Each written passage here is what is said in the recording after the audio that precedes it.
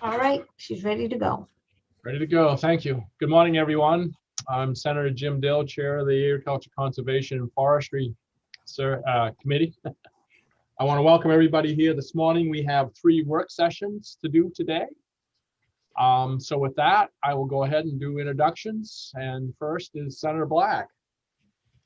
Good morning, Senator Black from Wilton, representing Senate District 17, which is all of Franklin County and 4 towns in Kennebec.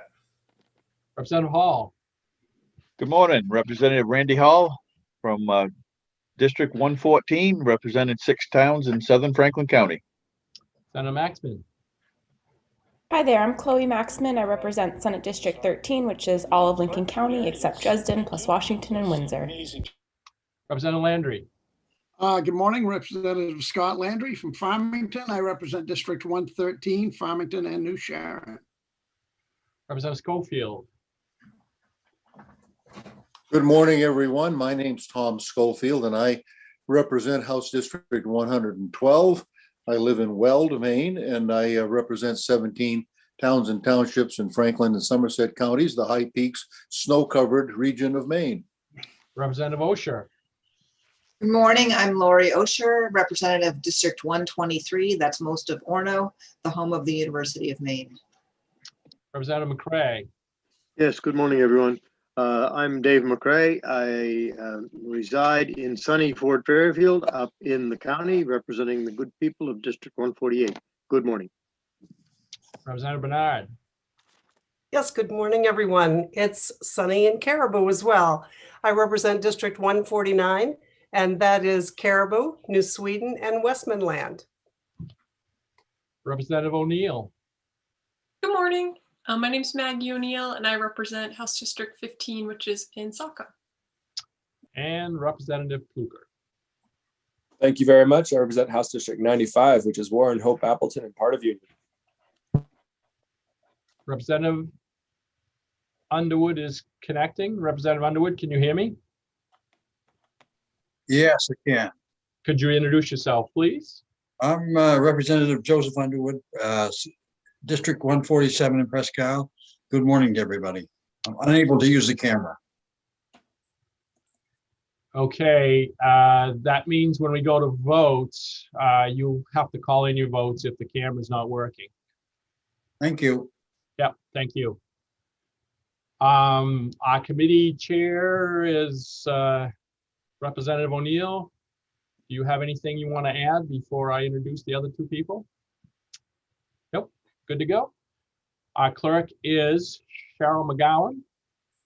And our analyst is Karen Netto, who will be summarizing all the bills for us this morning. And as I mentioned, I'm Jim Dill. I represent Senate District number 5, Northern Penobscot County. And as I would say is we're being streamed at all times so people can hear what we say. Please keep yourself muted until you're ready to speak. That way it'll cut down on background noise. And with that, I think we're ready to go. I think the first thing I would ask of Cheryl is to let in Megan Pattison, since we have 3 pesticide bills today. I think she will be with us all morning. So with that, we will open up the work session on LD 1158, an act regarding the application of certain pesticides for non-agricultural use. Oops, there we go. Representative Underwood, we see you. Go ahead, Karen. Good morning. So Section 1 of LD 1158 prohibits the use of persistent synthetic pesticides, except pesticides that are used in the production of agricultural products. And the bill defines what agricultural products means. And then Section 2 of the bill is an unallocated provision that directs the Commissioner of ACF to convene a working group to review the composition of the Board of Pesticides Control with respect to whether the board equitably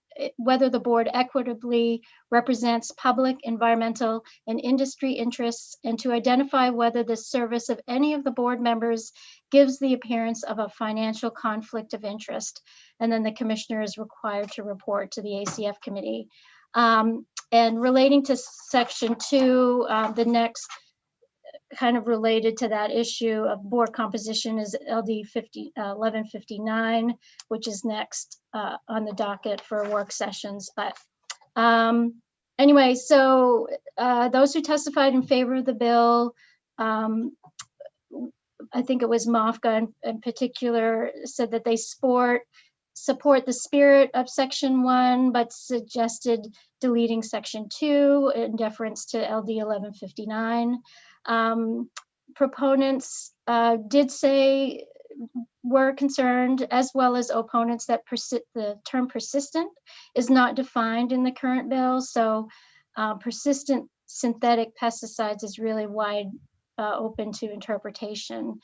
Opponents of the bill, the department pointed out that the bill's definition of synthetic matches the definition used by USDA, the National Organic Program, which pertains solely to the production of food and not to the enormous array of pest management scenarios addressed under existing Maine law. So there was a concern that non-exempt industries would include forestry, ornamental plants, public health, transportation, and manufacturing. And it was also pointed out that some synthetic pesticides are less toxic than some naturally occurring pesticides, while others are less persistent. And then the Maine Veterinary Medical Association testified neither for nor against. Their concern is that the bill will unintentionally include animal flea and tick treatments in its definition of persistent synthetic pesticides. So again, 1159, that bill is also related to the composition of the board. Just, be mindful of that, whatever you do with section 2 of this bill. And I'll leave it at that for now. Thank you. Are there any questions for Karen? Seeing none. Megan, I do have a question for you. Is there any definition out there that you're aware of persistence? Persistent, I guess in this case it's persistent.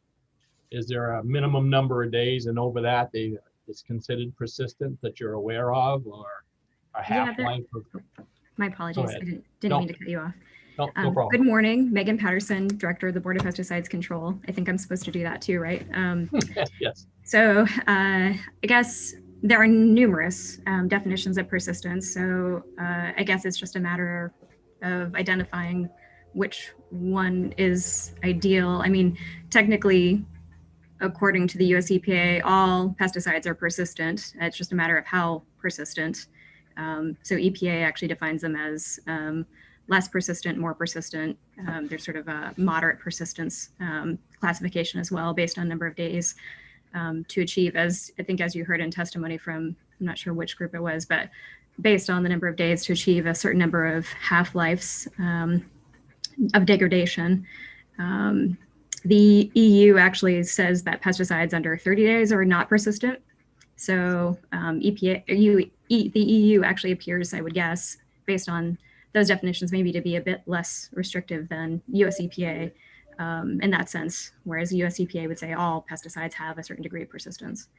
So I guess it's just a matter of knowing precisely what it is this group is referring to or wants to refer to in this bill. Sure. Thank you. Are there any questions for Megan?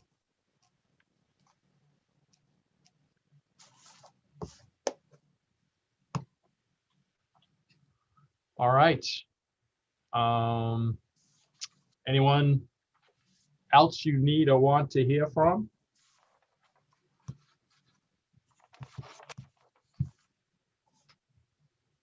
Seeing none.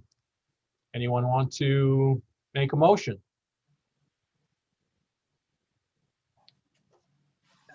Representative Hall. Yes, I'd make a motion ought not to pass. Ought not to pass. Is there a second? Second. It's been moved and seconded. Any further discussion? Was that Representative Pluker who seconded Yes. it? Okay. Sorry, I should have said that. Seeing none. Cheryl, please call the roll. I will. LD 1158 ought not to pass. Senator James Dill. Yes. Senator James Dill, yes. Senator Russell Black. Senator Russell Black. Where did he go? He's not there. Not there at the moment. Absent. Senator Chloe Maxman. Yes. Senator Chloe Maxman, yes. Representative Margie O'Neill. Yes. Representative Margaret O'Neill, yes. Representative Randall Hall. Yes. Representative Randall Hall, yes. Representative Scott Landry. Yes. Representative Scott Landry, yes. Representative Joseph Underwood. Yes. Representative Joseph Underwood, yes. Representative Thomas Schofield. Yes. Representative Thomas Schofield, yes. Representative Lori Osher. Yes. Representative Lori Osher, yes. Representative Bill Pluker. Yes. Representative Bill Pluker, yes. Representative Jeffrey Gifford. I'm going to say yes, but I'm not sure what I'm voting on, but This is ought not to pass for 1158. okay, yes. Representative David McCray.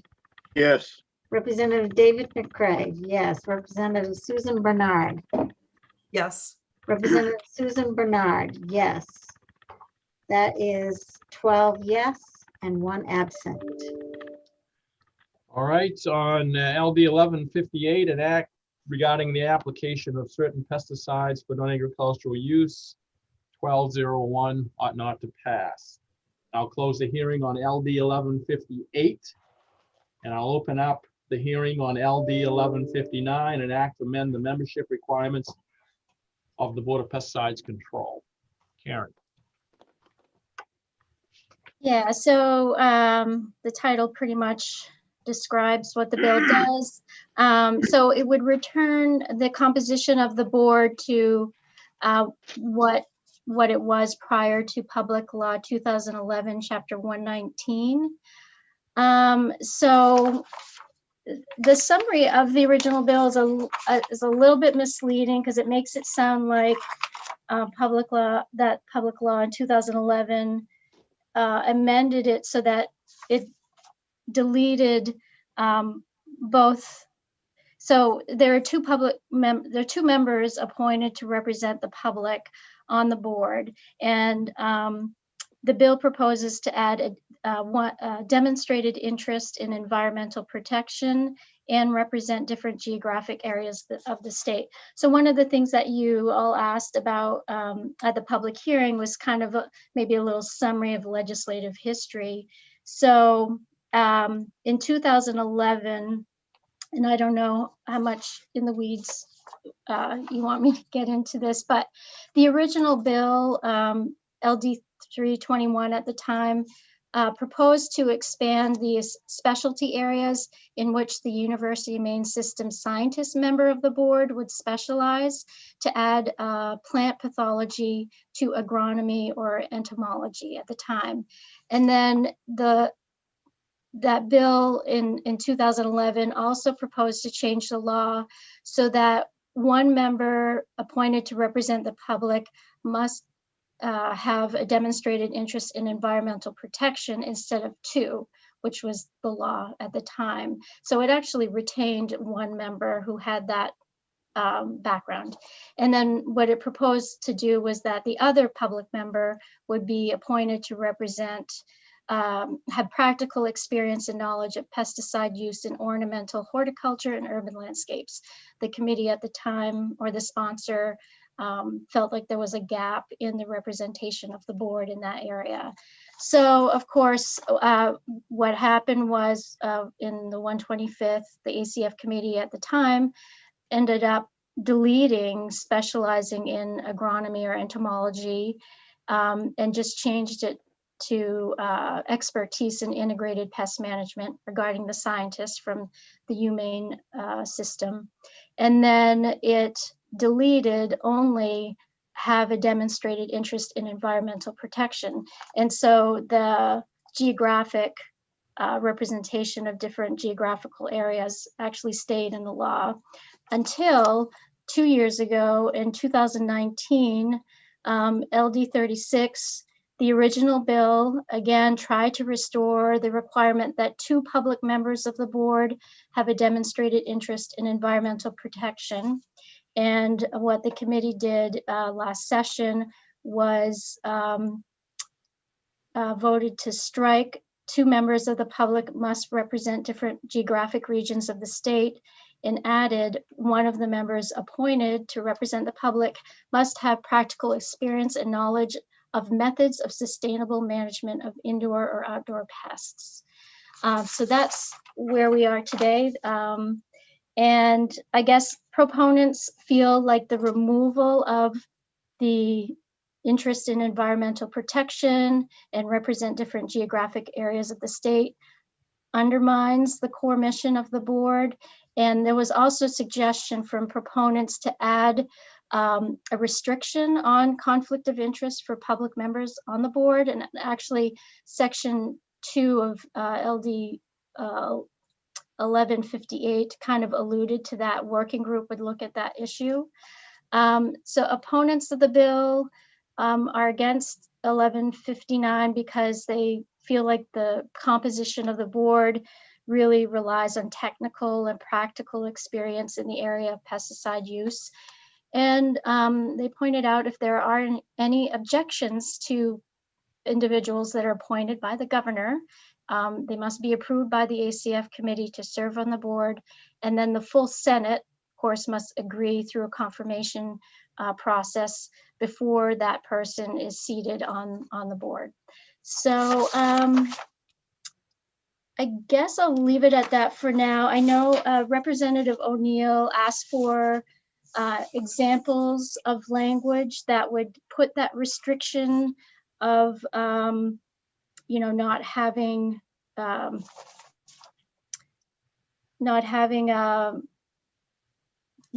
industry experience or a conflict of interest. And one of our researchers did find a handful of examples. So if that's something the committee wants to explore, there are examples in statute. And I think, in fact, people who testified may have actually copied the law from the occupational and professional licensing boards. They have that kind of language. And then the only other thing I recall for information request was an overview of staff of the board and,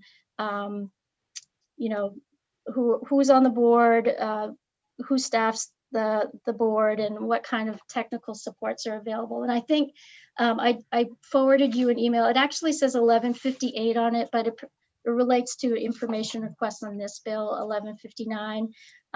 But Director Patterson could speak to her email. And she also attached, I kind of actually forgot that the ACF committee just did a program evaluation of the board in the 129th legislature. So that's all I have for now. So Karen, the conflict of interest statement, that would be for the 2 public members, is that correct? Yes, that's, Yes. I think, what people were suggesting. Right. Okay, sounds good. Anyone else have a question for Karen? Megan Patterson, Director Patterson.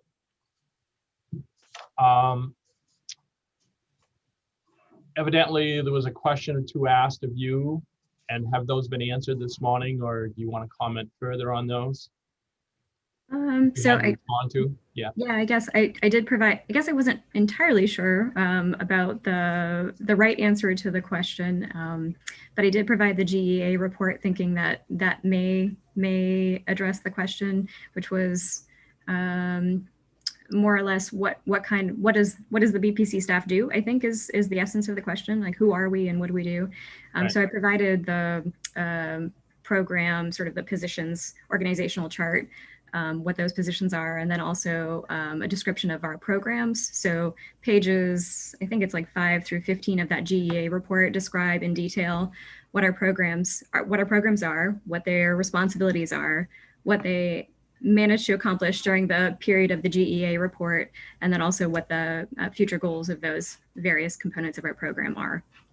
So hopefully that suffices. Does anyone have a question for Director Patterson? Representative McCray. Yes, thank you, Mr. Chair, and good morning, everybody. Mr.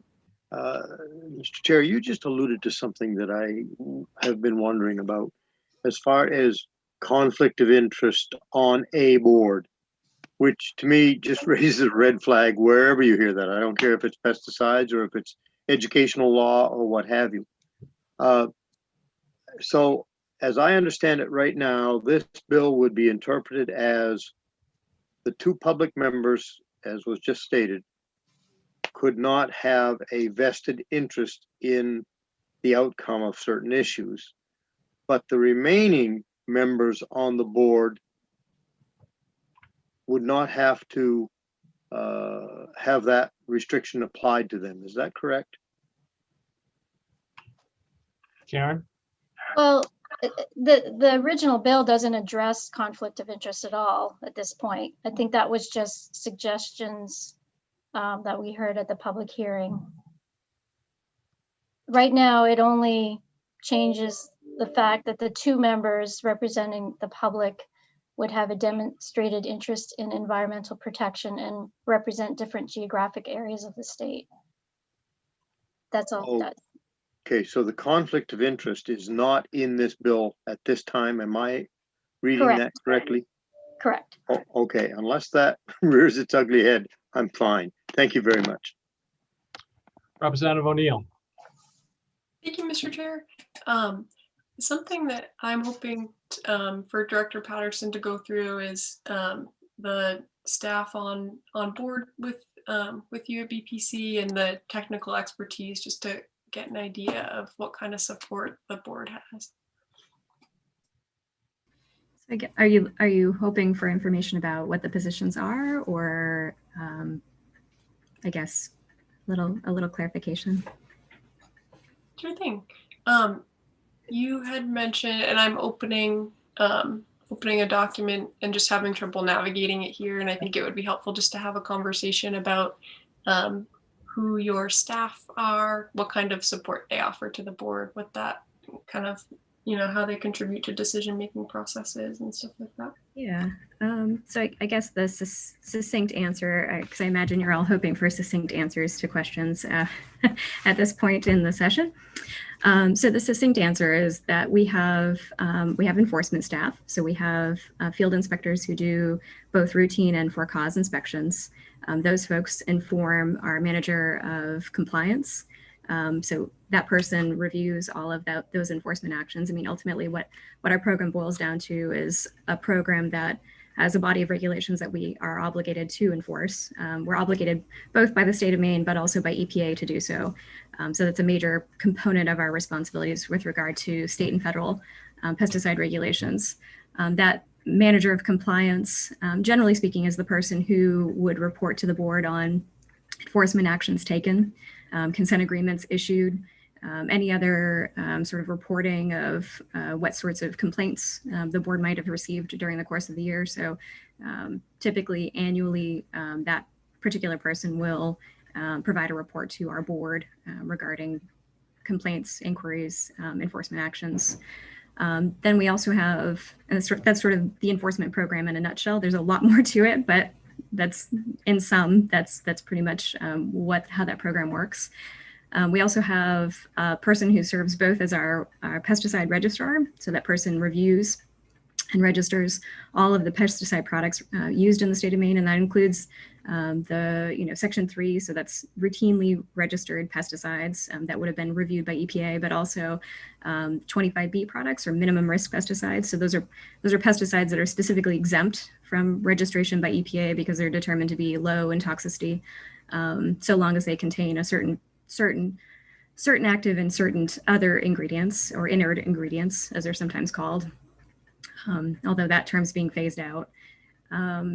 So that person reviews all of those labels and registers them. And that person is also a water quality specialist for the board. So they're responsible for doing, I guess, technically in statute, we're responsible for doing groundwater surveys, looking at private wells, primarily in close proximity to agriculture.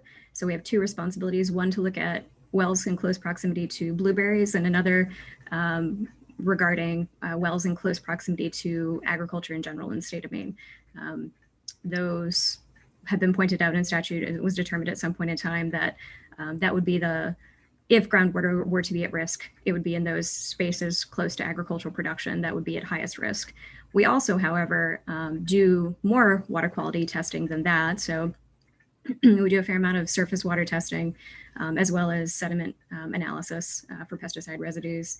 And all of that information is shared with the board. It's also everything I've spoken about thus far is also available on our website. It is publicly available. So that person would be responsible not only for informing the board about pesticide registrations, but also would bring forward any kind of special considerations and concerns about new pesticides being registered for the board's consideration.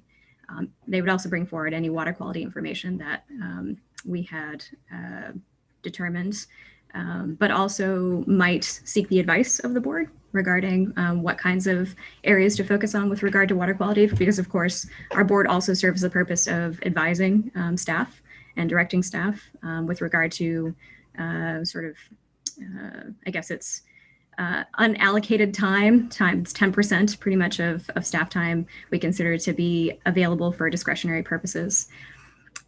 That's all discretionary purposes. It's any kind of special project beyond our base requirements and obligations.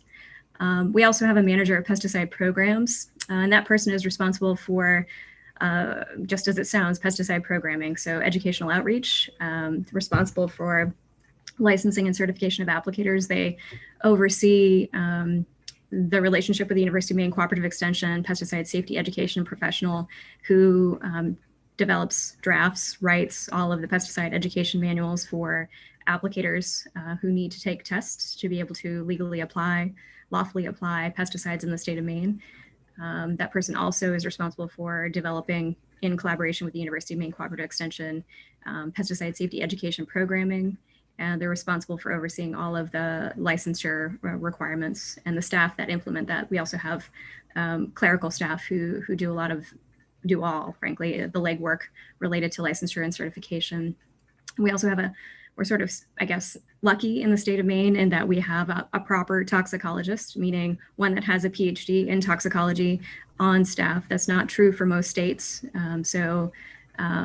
That person is responsible for a variety of questions. And as you can imagine, there's crossover between that person's work and a number of the programs already listed for the staff.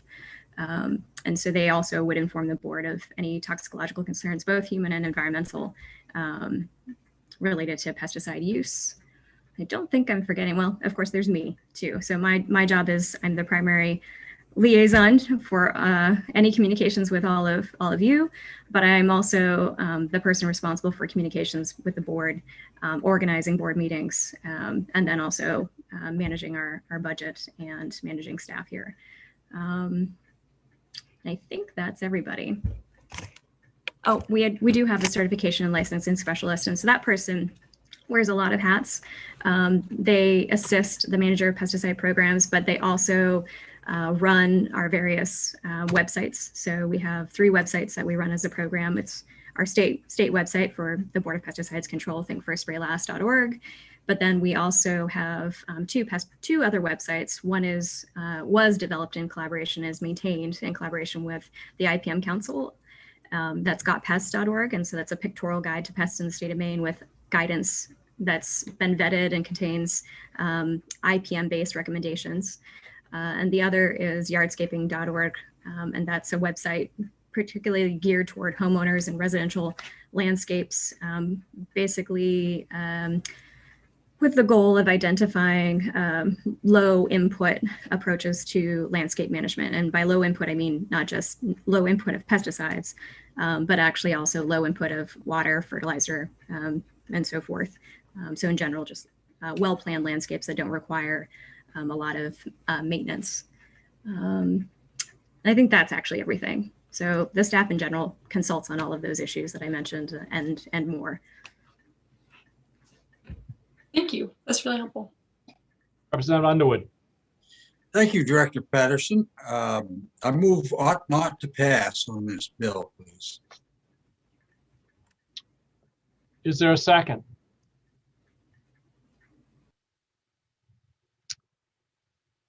Representative Bernard? It's been moved and seconded. Representative O'Neill? Discussion. Chair, I still feel like I have quite a bit of, not a ton, but a few more questions to ask. Sure, we got plenty of time for discussion. All right. I think that, so the first thing that I'm interested in, I'm sorry, I'm a bit on my heels now.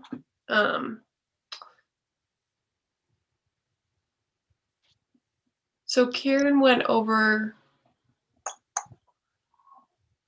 the language with us of pre-2011, and I wanted to know from you, Director Patterson, I'm seeing this change in 2011 from agronomy and entomology to expertise in IPM. And I think some of the testimony said that a current member is an agronomist. Can you tell us that, whether that's true?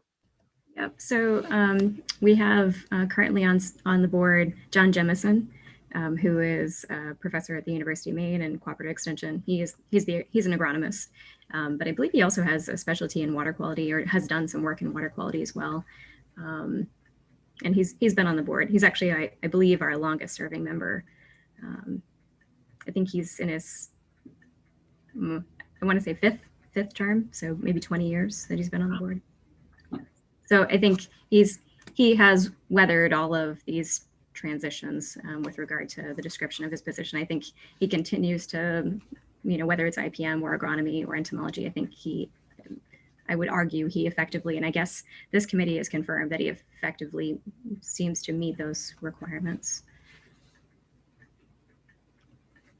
Thank you. Karen? I know there's an ought not to pass, but on the flip side of that, if we did pass the bill just as it stands right now, what would we be saying the makeup of the Board of Pesticide Control would be? So all it would change is that the 2 members appointed to represent the public must have a demonstrated interest in environmental protection and represent different geographic areas of the state. And so everything else would remain the same, including expertise, like in the case of John Jemison, IPM, or Integrated Pest Management, all that stuff stays, or is that? Yeah, that portion, current law is the scientist from the humane system. Yeah, it's practical experience and expertise in integrated pest management. Okay. Representative So McCray. the only sort of restoration of the law prior to 2011 has to do with the public members, because the humane scientist was worded a little bit differently prior to 2011 than it is now. All right. Representative McCray. Yes, thank you, Mr. Chair. Director Patterson, I think this should be directed to you. So we have the University of Maine scientist that you have just described. Now, I just want to get my thinking straight. We have a 7-member board, and we're looking at having 2 public members as described by this bill. Looking at what are this is just to get balance in my own head. What are the requirements on the other 5? Yeah. So I guess if you're interested in this, knowing exactly where that's illuminated, I guess it's in Title, Title 22, Section 1471B. There's a description of the board and how it was established. So, I mean, I think to maybe give you a full picture, how the board actually was originally established was that it was actually directors of commissioners of various programs across the state of Maine, which is true for a number of states. That's how their boards started out. It's not been that way in Maine for quite some time. I do believe Massachusetts still follows that model, but in Maine, we moved to people who have expertise in certain fields some time ago. And for those 7 members, let's see, and I'll just pull it right from statute here. One person with practical experience and knowledge regarding the agricultural use of chemicals. So generally speaking, that's going to be an agricultural producer or farmer, generally somebody with a private or an ag basic license with the Board of Pesticides Control. So, that would be a consideration. I mean, they wouldn't have to have that, but often that's an indicator. They would typically, most people who are using pesticides as a part of agricultural production now legally must have a license because the requirements are pretty, you have to have a license even to use any pesticide on food products intended for human consumption if you're producing $1,000 or more of food products. So imagine most farms are probably going to be producing at least that much if they're a viable agricultural operation. So most people have to have a license. So that's one member, that's the agricultural producer. Let's see, one person who has a practical experience and knowledge regarding the use of chemicals in forest management. Generally speaking, we just consider that a forester or somebody who has experience with a specific area in forestry. It could be a researcher as well, but they would have to have that experience with forestry and pest management and the use of pesticides in that application.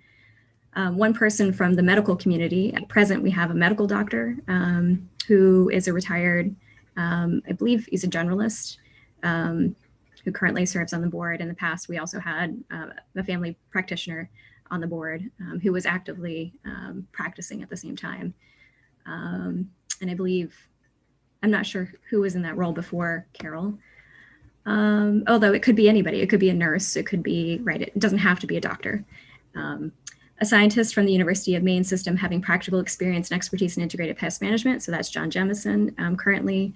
That could be, of course, anybody from the University of Maine system. John Jemison works in extension. It could be somebody from UMaine proper. It doesn't necessarily have to be, there's no stipulation about which place they come from. One commercial applicator. And so that could be a commercial applicator who has experience in outdoor applications, indoor applications. They just have to be a licensed commercial applicator. Actually, it doesn't stipulate that. They could, I guess, could be technically not licensed any longer, but somebody who is acting as a commercial applicator. So generally speaking, if you're applying pesticides for compensation in the state of Maine, you have to be licensed to do so. And two persons appointed to represent the public. So those are your public members that you have been discussing. Thank you very much, Director. Senator Black. Question for Karen. If this bill passed the way it is with the two environmental instead of just public, that would make it more, would make it almost the same makeup as we had in 2011. Am I correct in saying that? Yes, and I just want to add to what Director Patterson was saying. So there are two persons appointed to represent the public. Current law is that one of those members must have practical experience and knowledge of methods of sustainable management of indoor or outdoor pests. This was the piece that was added 2 years ago by the committee. So this bill would strike that and instead say, demonstrated interest in environmental protection, represent different geographic areas of the state. So yes, to Senator Black's question, it would restore it to what it was for the two public members only prior to 2011 law. Can I have a follow-up? Sure. And I guess I don't have to ask a question, I can discussion. I really like that piece, where that we added 2 years ago. And I have a little problem with us striking that for just two environmental positions. Though I think that the way it is right now, is not good either. So, I mean, I'd love to see the part that we put in 2 years ago stay somehow, would be my preference, along with the other one being an environmental. I don't mind the two environmental positions, but I'd like to have them more designated in what their expertise is.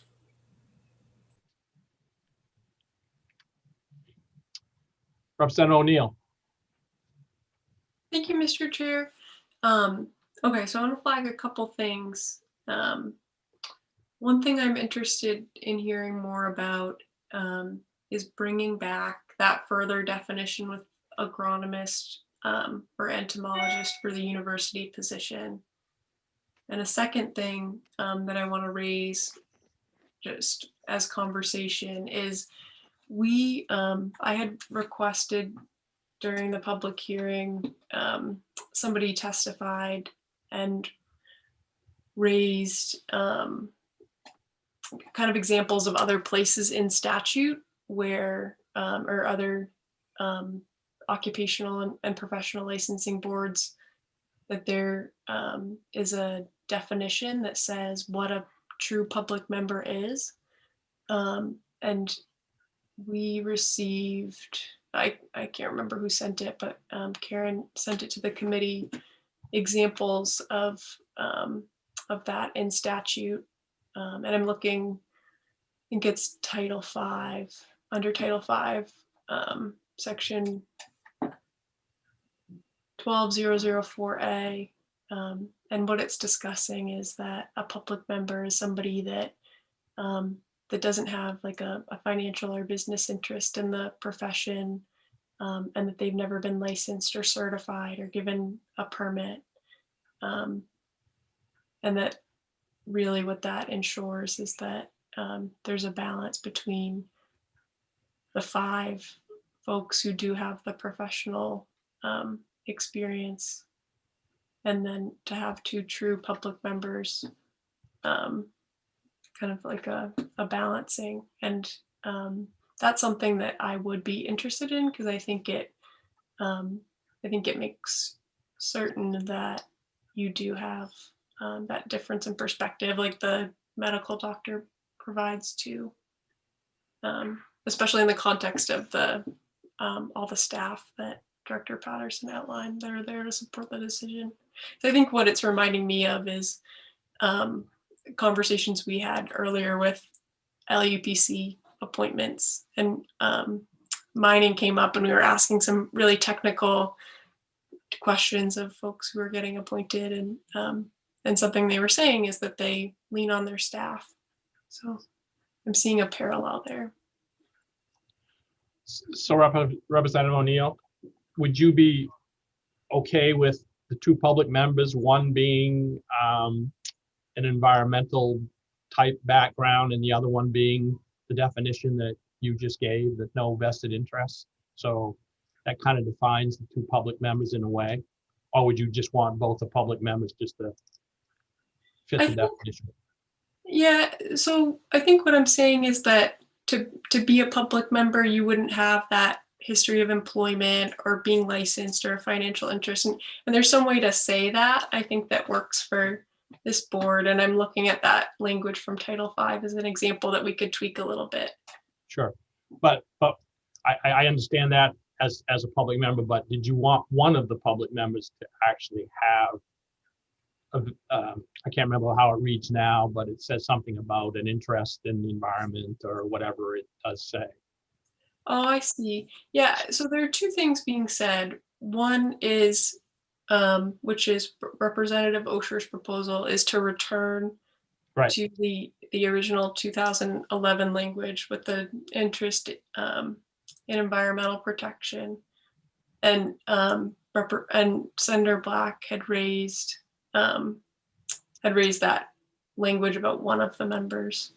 So I think it depends on what folks think. When I read that, I think that language, and what I remember from our conversation last time around, is that it was intended to provide more of a balance in perspectives. But I think the simpler language of an interest in environmental protection does provide that balance. And it is broader, but I think the goal here is just to provide a bit of balance with 2 of the members and make sure that the public members, bring a little bit of a different perspective. So I think the original language would accomplish that for me, and would like to hear what other folks think. So I would say, just to be clear, Yeah. 2000, keep the 2011 language rather than the 2019 change that we made, and clarify Right. what public means. And it means not having, like a business or financial interest in it or a background being licensed. Right. And I understand that. And I guess what personally I am okay with is one being a general, well, both of the general public, one with an interest in environmental protection, and the other one, just as you described, no vested interest or whatever. What I guess I'm trying to get to is that the seventh member is like, you go out on the street and you just pull somebody in that doesn't even know what a pesticide is. That they're just a general person, no vested interest, never been licensed, never been certified. And that's, I think, a good way to go, that they don't know the issue. Representative Schofield. I see your hand.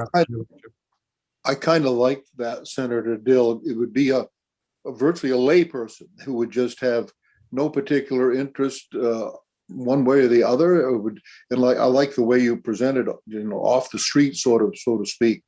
I think in reality that represents a good portion of our population.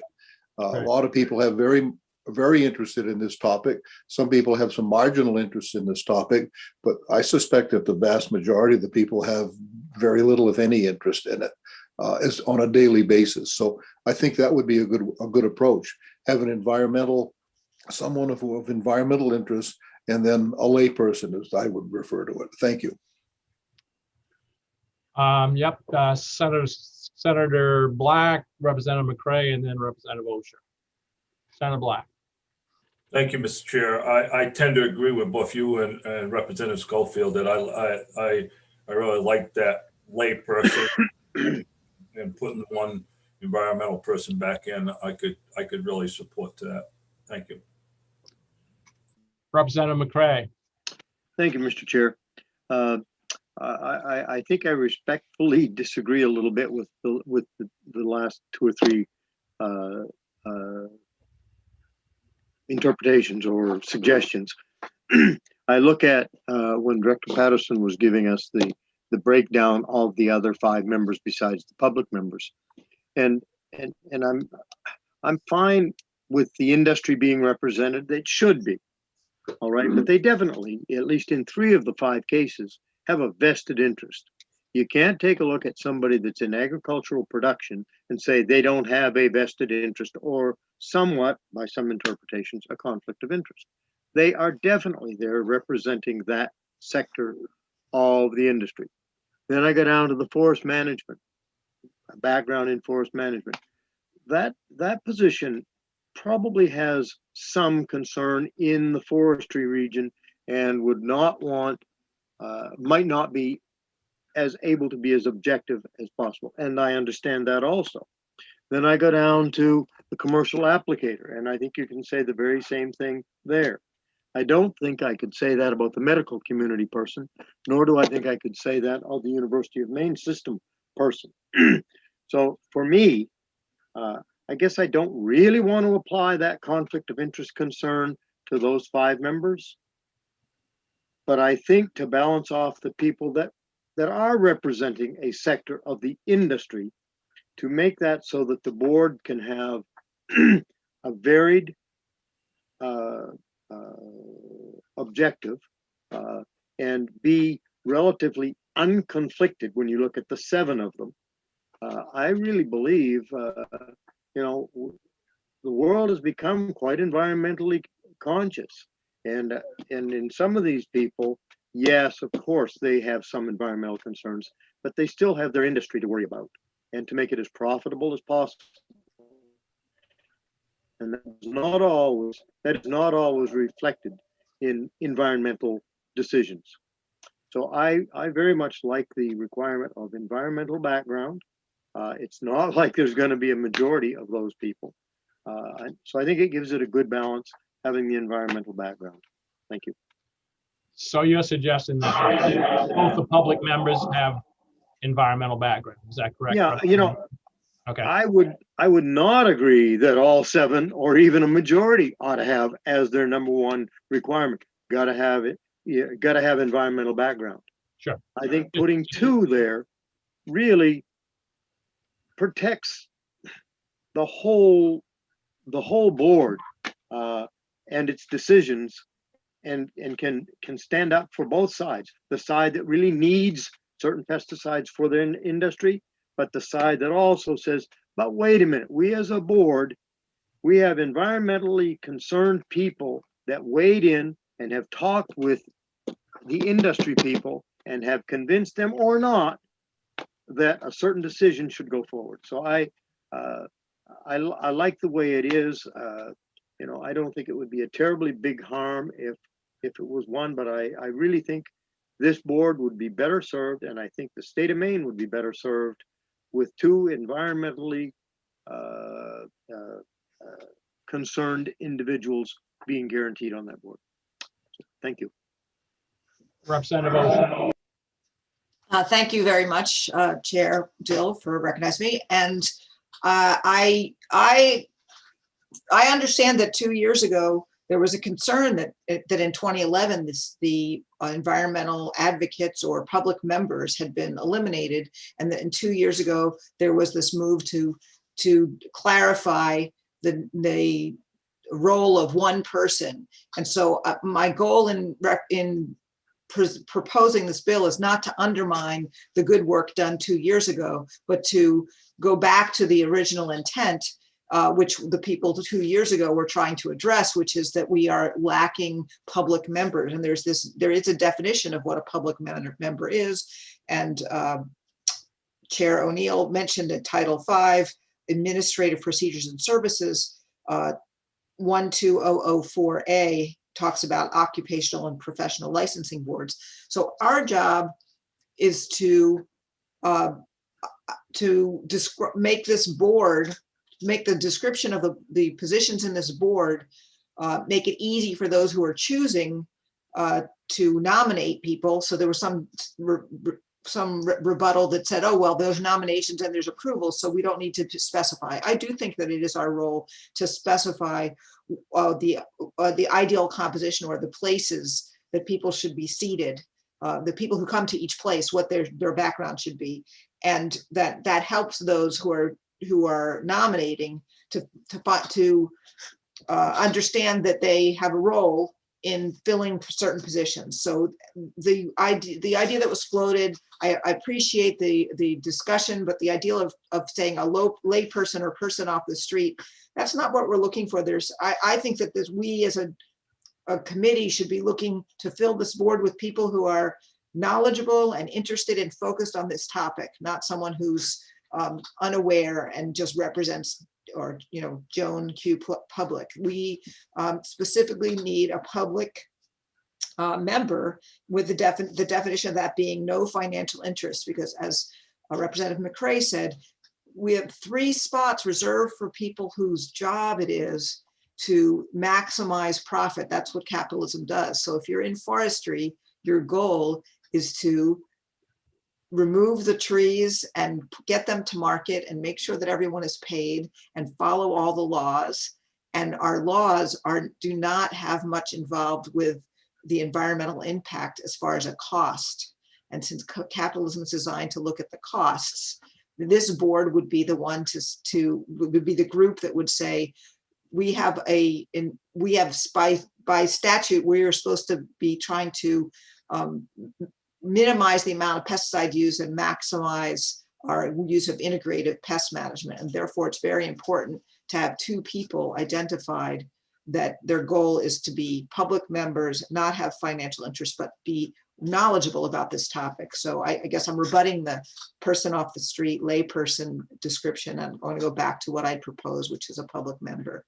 And I appreciate everyone being interested in us, in this board, being the best that it can be to address the goals. So, Representative, could you, since this is your bill, would you define for me what you propose as the public member? What the definition of the 2 public members are? Some without a vested interest, no having held no certification, a Well, license. this Title 5, 12004A defines what a public member is, and that's, so we don't need to redefine it. So if we use the words public member as opposed to the words layperson or person off the street. So I'm rebutting the use of words layperson or person off the street, and I want to stick with the words public member because there is a definition for that. Okay, and that's the one that Representative O'Neill Yes. read a minute ago. Okay, I hear you. Senator Maxman, you're next. Thank you, Mr. Chair. I just wanted to echo what Representative McCray was saying and what Representative Osher was saying. I'm leaning more that way. Definitely hear what other folks are saying, but wanted to put my place out there. Okay, Representative Schofield. Thank you, Senator Dill. I don't want to be picky, but I take a little bit of, as a forester, former forester who has a degree in forestry, I guess I'd just like to say that those people who engage in forestry aren't just doing it for profit. There's a good forester is a silviculturist. There's a whole lot of good forestry practices involved in forestry, and it's not just for a profit. It would be like saying that a doctor is only interested in making money, therefore he doesn't prescribe to the science of medicine. He will only prescribe medicines that make a profit for him or the pharmaceuticals. And I suspect, there are some out there that do that, but I just want to say that most foresters that I'm aware of and have always been aware of are not just for profit. So that's just a statement. Thank you. Thank you. Now, remember, we do have an ought not to pass on the table. I got a couple more questions and then, on the floor, and then we'll go for a vote. Representative Gifford. Thank you, Senator Dill. The definition of a layperson, to me, I'm just a mill worker that retired from the mill, and I'm a layperson. But I'm also very concerned with the environment. I farmed all my life, and I I take offense when you classify a layperson as not interested in the environment, because I'm very much interested, and I've raised my family that way. And so I think a common ordinary person, whether you call them whatever name you put on them, they're still the main reason. The reason you're doing this is to protect your environment. And I think when you put these people on the board, you need to know the background, and you need to know where they're coming from. And I consider myself an environmentalist, but I do it in a reasonable manner, and I support the layperson, public person, whatever you want to call them. Names don't mean a lot. But thank you. Thank you. Representative Hall. Yes, thank you, Senator Dill. And I'd just like to echo Representative Schofield's words as about the forester, and the farmers are also the same way. I mean, we're very concerned about the environment. I mean, we spend thousands of dollars a year, just to make sure that the water quality is good and don't use any extra pesticides or whatnot. So I'm just wanted to echo what he had to say. Thank you. Okay, we have a motion on the floor of ought not to pass. So I'm going to have Cheryl call the roll. Cheryl, would you call the roll, please? Yes, I will. LD 1159 ought not to pass. Senator James Dill. No. Senator James Dill, no. Senator Russell Black. Yes. Senator Russell Black, yes. Senator Chloe Maxman. No. Senator Chloe Maxman, no. Representative Maggie O'Neill.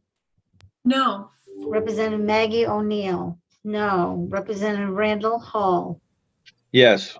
Representative Randall Hall, yes. Representative Scott Landry. No. Representative Scott Landry, no. Representative Joseph Underwood.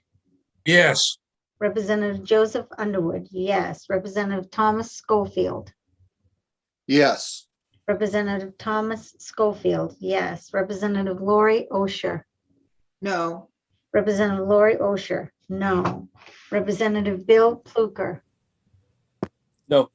Representative Bill Pluker, no. Representative Jeffrey Gifford. Yes. Representative Jeffrey Gifford, yes. Representative David McCray. No.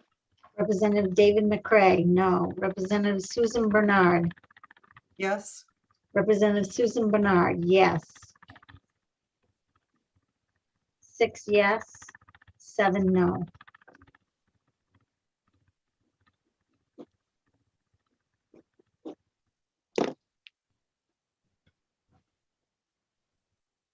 Six on the minority then is ought not to pass. So the majority is ought to pass, but we haven't got what that ought to pass is, I guess.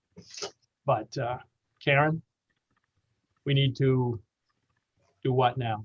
We have to figure out Well, what. I was gonna, you could do it either way, but you could just say the motion fails and then someone move Okay. an ought to pass or ought to pass as amended. I think that's how we recently did it. That's right. How did Representative Hall vote? I'm sorry, I missed that one. Did you vote? Representative Hall. Yes, voted okay, I yes. have him twice, okay. So 6, 7, okay, thank you. Okay, Representative O'Neill. Thank you, Mr. Chair. So I want to move ought to pass as amended. And before making that motion, I want to float this past the sponsor. But what I'm thinking based on the testimony we heard is that for the UMaine member, it was helpful to have the agronomist and entomologist designation from 2011. So I'd move to add that back in. And then for the 2 public members, that we would return to that original 2011 language about the environmental interest. And I want to quickly comment that I heard what Representative Gifford said, and I think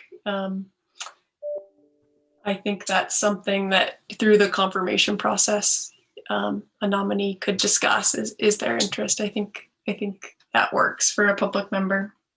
And then something I want to add is that clarification language, and I think we could work with Kieran after voting on this to make sure it was exactly how we wanted it to look. But to say that a public member, I'm going to go back to this. A public member doesn't have a history of being licensed or a business or financial interest in what's before the board.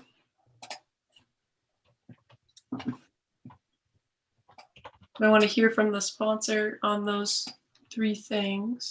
I support those, and I had long worked as an environmental scientist, and when I said that people who have to look at the bottom line as part of their work, that is not to say that they don't care about the environment. That's just, if you're at the university, you don't have to look at the bottom line of whether or not the supporting or refuting the use of a pesticide is going to impact the business that you work for. Whereas, so that's not to say that any of the people, whether they're public member or the people who represent the different industries I'm not saying any of them aren't environmentalists or don't care about the environment. Obviously, we all care about the environment. But I support the idea of a public member, and with the definition that's already in statute of public member, which is to not have a financial interest. So I support the things that Representative O'Neill just said.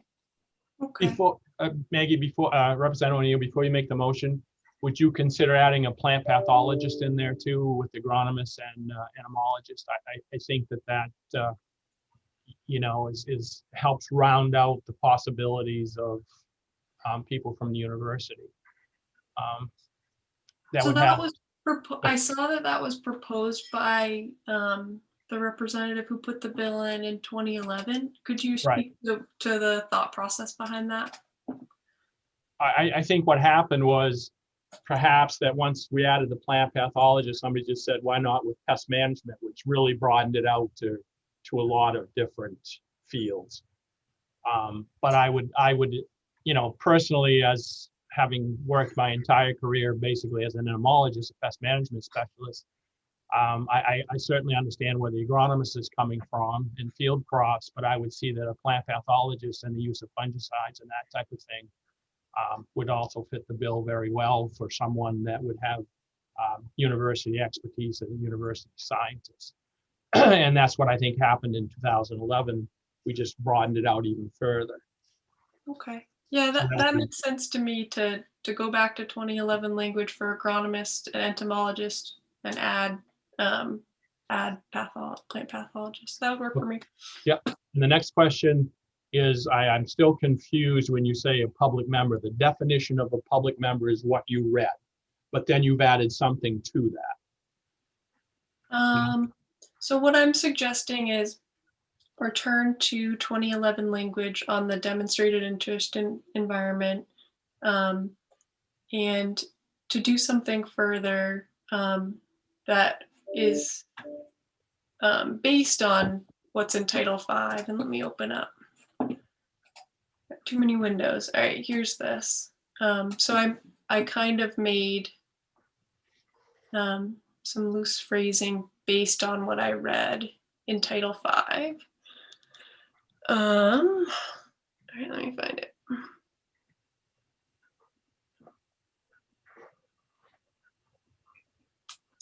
So what's in Title V for occupational and professional licensing boards that have a public member or members is that public member means a person who has no financial interest in the profession regulated by the board to which that member has been appointed and who has never been licensed, certified, or given a permit in this or any other state from the occupation or profession that the member is appointed to regulate. So I think what I would instruct for drafting purposes, working with Karen on that motion, is to adopt that language. So if there, if certain verb didn't work, sub it out and we can work on that for language review. And then the third one was, did you have the geographic locations in there? Someone from the 2 geographic areas of the state, and so are those defined where the line is?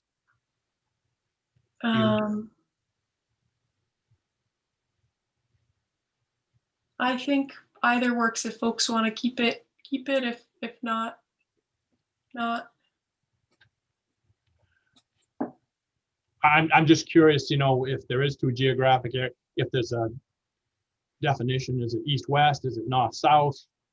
And Yeah, I think it's vague. So if we wanted to, we could just say a demonstrated interest in environmental protection. Yes, I'd be willing to take out the geographic because it is vague. So I put that in because it was from the language from 2011, but in investigating, there's not a clarity about what that is, whereas public member, there's statute that makes it clear what a public member is. And so I'm okay with taking out the geography part.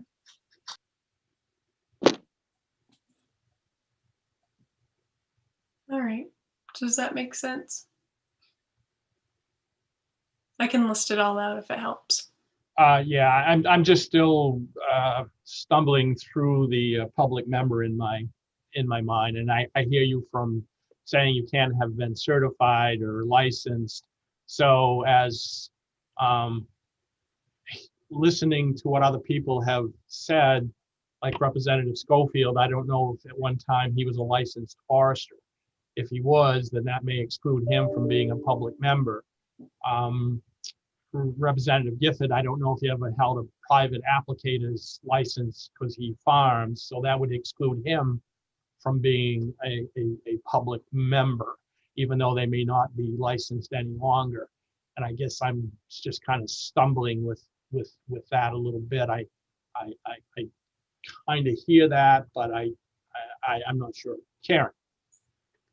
Well, I mean, so first first of all, public member is not really defined for purposes of Title 22, Section 1471B. What we're looking at in Title 5 is a restriction on, or it's public member in Title 5, 12004A is for purposes of occupational and professional licensing boards. So I think what I'm hearing Representative O'Neill wants to do is sort of also for the board statute say that a public member means a person who has no financial interest in the profession regulated by the board. And you probably could leave it at that and not, if you feel like it goes too far to say the person's never been licensed, certified, or given a permit, that you could leave that off. But again, you would have to tailor the language from Title V to, the Board of Pesticides Control Board. So I guess I need to hear from the committee what you would like to do. I'm almost there with Representative O'Neill. My only concern is that if we went the way that was read, it excludes them, but it doesn't exclude me if I had been very vested and worked for an environmental organization for a long portion of my career and now was retired or whatever. I guess I wouldn't see that any differently than a licensed forester or a licensed farmer who may now be out of that business. So I would see them as still having a vested interest, even though I realize we're saying we're talking about environmental protection. But I like where we're going. I'm trying to support where we're going, but I haven't been able to quite get there yet with the wording. Mr. Chair? Yes. So I think, and I'm open to suggestions about different phrasing, but I think if we remove the no, if we make it only currently having no financial interest or currently not being licensed, then it gets to exactly what you're saying, that we have a lot of folks who are, retired that serve on boards in Maine. And, right. And when we're talking about people's perspective and the perspective they might bring to it, and the whole point of having this public member being kind of a balance to other interests, then I think the risk of compromising the work that we're doing here is if we do not specify that you couldn't have been licensed in the past, then it could just be someone with that exact perspective that is already represented in the ag application position or the forest management or the commercial applicator position, but then they're placed in the public position just simply because they're retired. Yeah. So I think it is important to put guardrails in place, and I'm open to a different suggestion, but I do prefer the clarification there. I'm good with that, but I'm just trying to work my mind around it. And I guess I'd ask Representative Schofield, were you a licensed forester at one time, or are you still a licensed forester? I am not, and I was not. I was not licensed. I have a degree, but I've never had a license. Okay, that helps a little bit, so thank you. The only other thing, Representative O'Neill, that I would add to your bill is that we also send a letter to the Board of Pesticides Control, asking them as soon as possible to work with the governor to make reappointments to the Board of Pesticides Control. My understanding is there's basically 4 positions that are well past overdue. And it would be nice to get them in place as soon as possible with these, knowing what these new guidelines, or if we pass this, will be. But if I may indulge just for a second, let me ask Director Patterson, are there vacancies or people that have passed due on their appointments? Yeah, and we actually we had a board meeting on Friday and reviewed this with the board membership. So there are 4 positions that have, those terms have expired. Those are the agricultural producer, sorry from memory, the agricultural producer position has expired. That term expired in 2019, as did the, what is the other one? The forestry position, and then the 2 public member positions expired last year. Okay. And we do have another position that will be up this summer as well. So of course, after you're finished with your session, but So basically we're looking at 5 positions that really need to be filled. Yeah. And I would certainly, if you don't mind, Representative O'Neill, would you be willing to add that to the bill? Yes, I think that's important. Thank you. Yeah. Representative Hall. Yes, thank you. Before we vote on this, could you just clarify what the amendments are? I'm leaning toward, I could support this if we, did away with the, that they didn't, if someone has had a commercial license in the past, but they're don't have a vested interest and they're not licensed now or whatever, but I just like some clarity as to what we're actually going to vote on. That's all. Okay. Karen, can you help out, or Maggie, Representative O'Neill? I think that, so what I'm suggesting is adapting the language from Title V to put it into the statute that we're looking at now and just using that as a guide. And what that language says is that a public member means a person who has no financial interest in the profession being regulated by the board that person is appointed to. And it also means that person hasn't been licensed, certified, or given a permit in Maine or in another state for the occupation or profession that the person is appointed to regulate. So that would mean that if you were, like a licensed applicator in the past, that you wouldn't be able to be a public member. But it gets to what we were talking about earlier when we were saying that a public member really should be a balance to the ag applicator, to the person with the forest management background, to the commercial applicator. So it's saying that this person doesn't have that professional background, or they also don't have that financial interest or, business interest now. Didn't I hear you say that you were okay if you said not currently licensed or certified? Meaning that you don't have a vested interest and you are no longer basically certified or licensed. You are okay with that as long as they're proving somehow to be environmentally.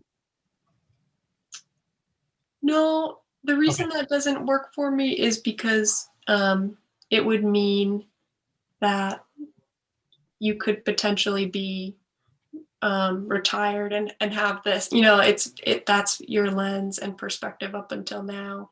Right. And you bring that experience and that perspective, but you're a public member simply because you've retired. So I think if we want to make it a true public member, then we should say you don't have that work experience or that history of being licensed.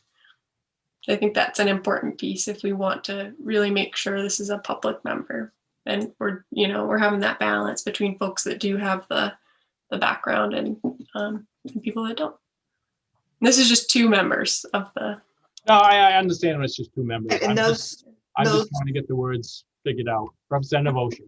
Excuse me, and it doesn't preclude a person who has worked with the licensing and with licenses and been an applicator or worked in the industry from when they retire, seeking to be nominated to be in one of those other positions. So there's still spots on that Board of Pesticides Control for which they would be able to participate. So it's not precluding people with this background from participating. It's just reserving these spots for people who meet this definition of a public member, which includes that they haven't in the past served and had those kinds of an applicator license, for example.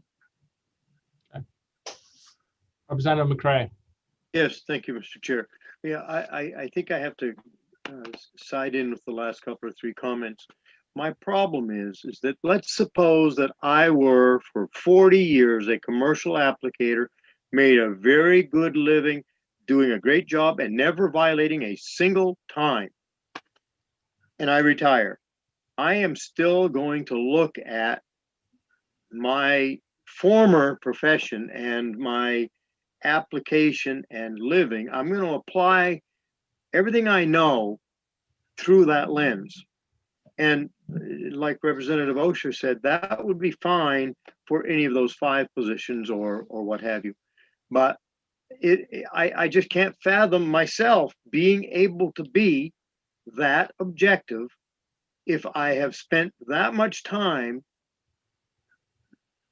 doing that, working in that industry, and probably through the whole 40 years, believing that I was environmentally conscious and following all the rules, and I did. But it still gives me that, I think my profession, I think my colleagues, my former colleagues ought to be able to continue. It does, at least it's going to give that impression to the general public. Thank you. Representative Hall. I understand what Representative McCray is saying, but a person like what he's describing would be somebody that would be very educated in what they were doing and would understand the field. And if you just basically pull some person off the street, they're going to just basically, what I get is they're going to vote on their emotions, not on practical experience.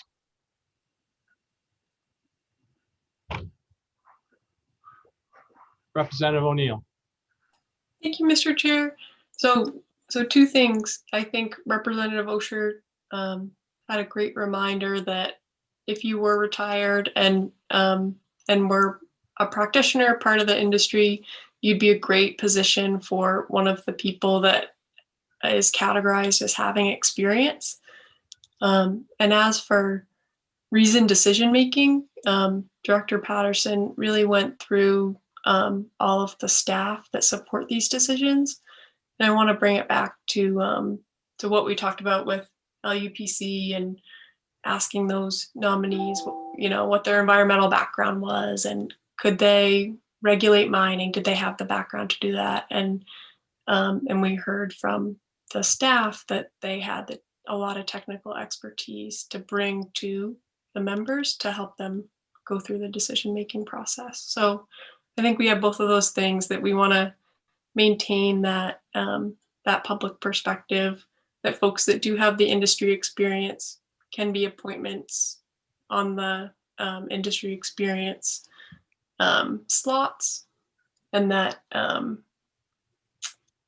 we have a lot of technical support to help with the decision-making process. So I think that as we phrased it, really does work and do the job of bringing a balance of perspectives to the board.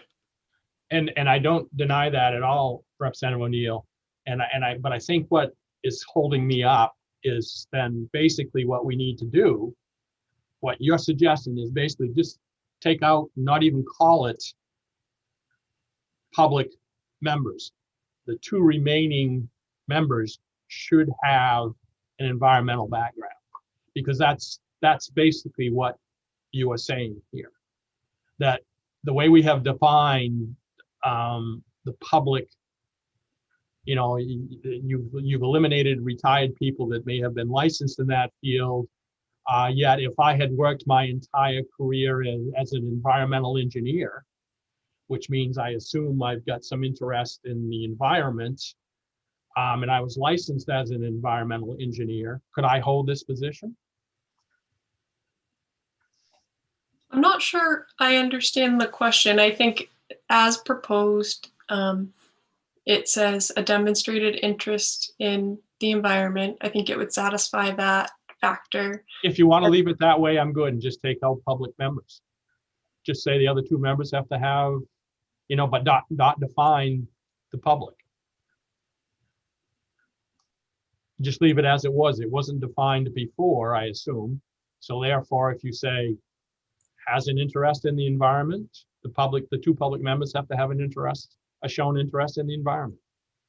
I am a bit confused. I think the language as I proposed it is is very clear. I think it draws on other boards and the way that they work, and Okay. it goes back to language that we had. So, All right, Representative McCray.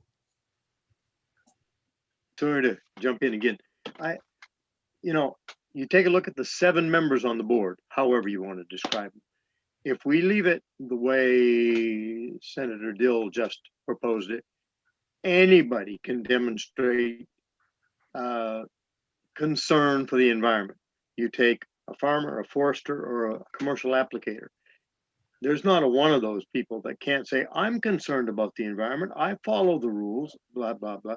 So that, to me, that would just open it up to 2 more seats that could be, have a conflicted interest. So I understand where you're coming from, Senator, I really do. But it's very easy. There's not a person on this committee or that we know, well, we probably know a few, but not many people would say, I have no concern for the environment. So we can make that claim for just about anybody that we pick off the street or out of the industry. So all I'm saying, Representative, is they're not public members either. You're defined, you put a parameter around what the public member is, so they're no longer a public member. If we want to call it 2 environmentalists, let's call it 2 environmentalists and vote on it that way. They're no longer public members, I guess, is the way I see it, which is fine if that's what they want to, but I'm ready to move forward, so. Representative Underwood. Just one quick question. They're defining the position as environmental member and not biased, but a retired farmer is unbelievable. Thank you. Representative Osher. I want to go just remind all of my colleagues that one of the big reasons for proposing this is what we've already experienced in this committee, which is that there are so many bills coming up that are about how to manage pesticides when we have a Board of Pesticide Control, and the job of the Board of Pesticide Control is to address how we can minimize pesticide use and have integrated pest management and do the best for our state and for our environment, while not undermining the people who are doing working lands and need to use pesticides. So, and need to manage to try to maximize the yield so that they can provide agricultural and forest products. So, or have home ornamentals or prevent pests around their homes. So the Board of Pesticide Control, it's a wonderful idea. Megan Patterson pointed out that we already in our state moved to have these professional roles defined. So that made us more progressive than other states in saying who would be on this board. And I'm really impressed with the intent of the Board of Pesticide Control, but because these 2 spots that were public members, specifically with them in mind, having the environment and representing the public about the environment, people who did not already have a vested interest because they don't make a living by doing this work. I think that's the goal here. The goal here is so that instead of being in the Agriculture, Conservation, and Forestry Committee and reviewing these pesticide bills that have been brought by the fact that there are people in the public who are not feeling confident with the Board of Pesticide Control. So the goal here is to help the Board of Pesticide Control do what it was designed to do, and have voices on that board so that those people who are now bringing things to us would be bringing them to the board. And so the goal here is to get to, as I say, get to the best outcome. And we're not trying to undermine the future of someone who works in this industry and wants to be on the Board of Pesticide Control. In fact, there's still a space for them. But there's a very specific goal in proposing this. And that goal is to do better and to have less of these kinds of, I would say, people should have the right to bring things to present them and sponsor bills about pesticides, but it seems to me we're seeing a lot of them, and that's an indication that the Board of Pesticide Control, who's on that board, needs a bit of adjusting.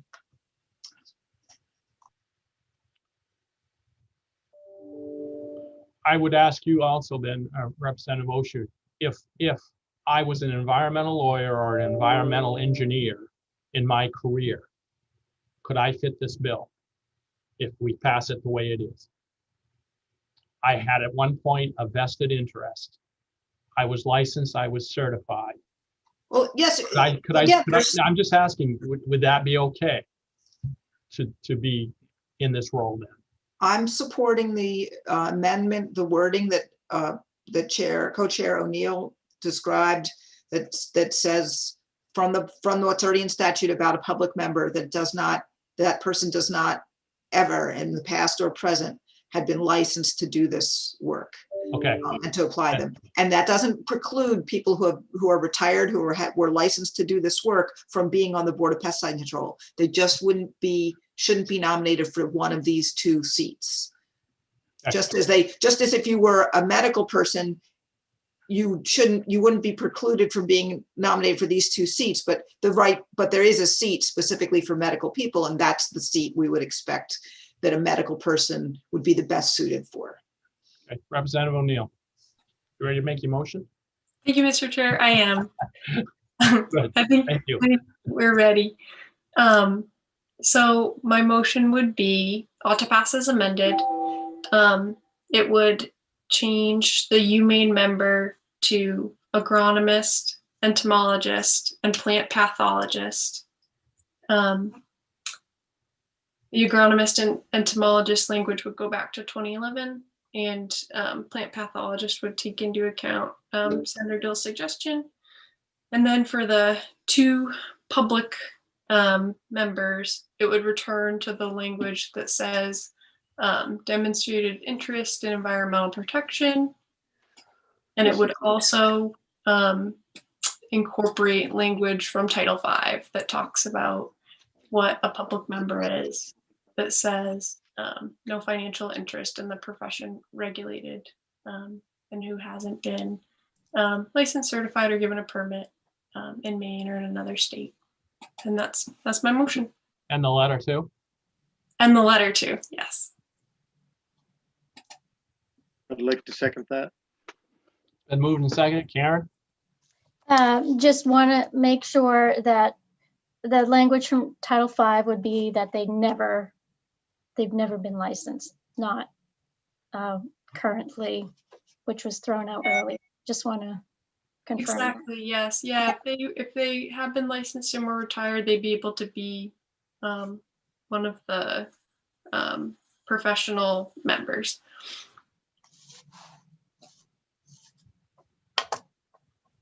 Any further discussion? Karen? And then regarding the scientists, so I would phrase it, a scientist from the University of Maine system specializing in agronomy, entomology, or plant pathology, having practical experience and expertise in integrated pest management. Okay. Is that? I would have it go back to whatever the 2011, which I can pull up. That's a scientist from UMaine. Yeah, agronomy, entomology, plant. Yeah, exactly. Okay. And I think we agreed to eliminate Representative Osher's language about geography, and I just wanted to clarify that because it was vague. Yes. Okay.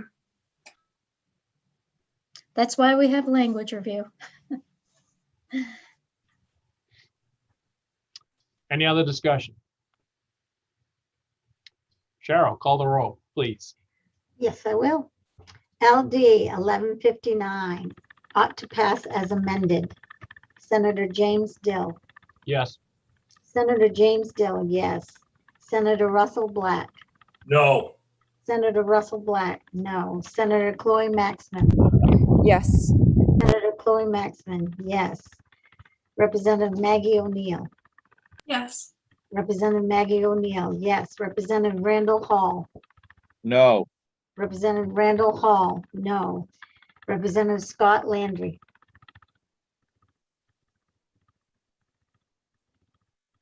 Yes. Representative Scott Landry, yes. Representative Joseph Underwood. No. Representative Joseph Underwood, no. Representative Thomas Schofield, absent. Representative Lori Osher. Yes. Representative Lori Osher, yes. Representative Bill Pluker. Yes. Representative Bill Pluker, yes. Representative Jeffrey Gifford. No. Representative Jeffrey Gifford, no. Representative David McCray. Yes. Representative David McCray, yes. Representative Susan Bernard. No. Representative Susan Bernard, no. That's 7 yes, 5 no, 1 absent. And On so LD 11, yes, go ahead. the minority report is ought not to pass. The previous motion they tried to move. Is that correct? Correct. Thank you. Okay, on LD 1159, an act to amend the membership requirements of the Board of Pesticides Control ought to pass as amended, passes 751. Before we move on, I'll close the hearing on LD 11, the work session 1159. Before we move on, Senator Black, do you want to vote on 1158, an act regarding the application of certain pesticides for non-agricultural use? The vote was ought not to pass, 12-0, and 1 absent, which was you. So it was 12 ought not to pass. I would vote ought not to pass. All right.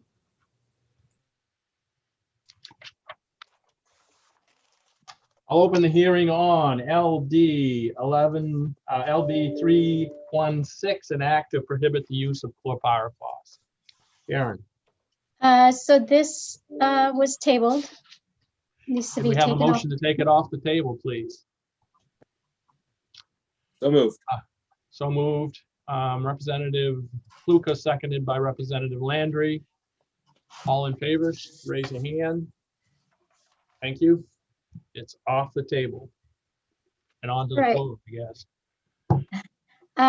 So the committee heard this at the beginning of March. It was tabled about a month ago. And I guess where we are, there were a number of information requests, and they were mostly asked of Megan Patterson, and then also Sharon Tischer, who's a lecturer at the University of Maine. So I don't see her in the list of attendees, but I did send you an email, forwarded an email from Director Patterson this morning that addresses some of those questions. So I guess Senator Black asked about alternatives to chlorpyrifos and the pros and cons of those alternatives. Also, there was a question about how chlorpyrifos is used in Maine. And I think Senator Black was the one who was looking for a recommendation on the timeline for the board if this prohibition does go into effect. Section 4 of the bill speaks to that. Senator Maxman asked both Director Patterson and Ms. Tischer, just wanted to hear anecdotes from farmers in states where chlorpyrifos is banned and in states where they are allowed uses of chlorpyrifos. Representative Hall asked if this has been banned in California, and if so, what alternatives is California using? And committee members wanted a comparison of cost of alternatives to chlorpyrifos in addition to chlorpyrifos itself. And Representative Osher asked both Director Patterson and Ms. Tischer for a table of states that have prohibited chlorpyrifos and what their phase-out timeline is, and solicit information from New York State on what their challenges have been. So I really haven't had an opportunity to go through the email this morning, but anyway, Director Patterson is here to answer some questions. Are there any questions for Karen first? Seeing none. Welcome back, Director Patterson. You haven't been on for a while. So. Would you introduce yourself again, please? Or Megan Patterson, I'm the Director of the Board of Pesticides Control. Just a quick question. Well, a couple. Are there any more leanings from EPA that you're hearing about a future prohibition of this product at all, or certain crops, that type of thing?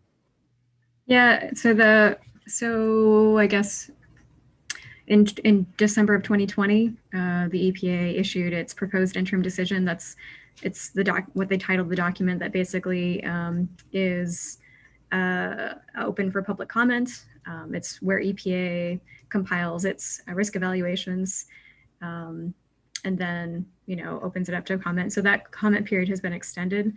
It was set to expire in February, and then I believe it was extended for another 30 days.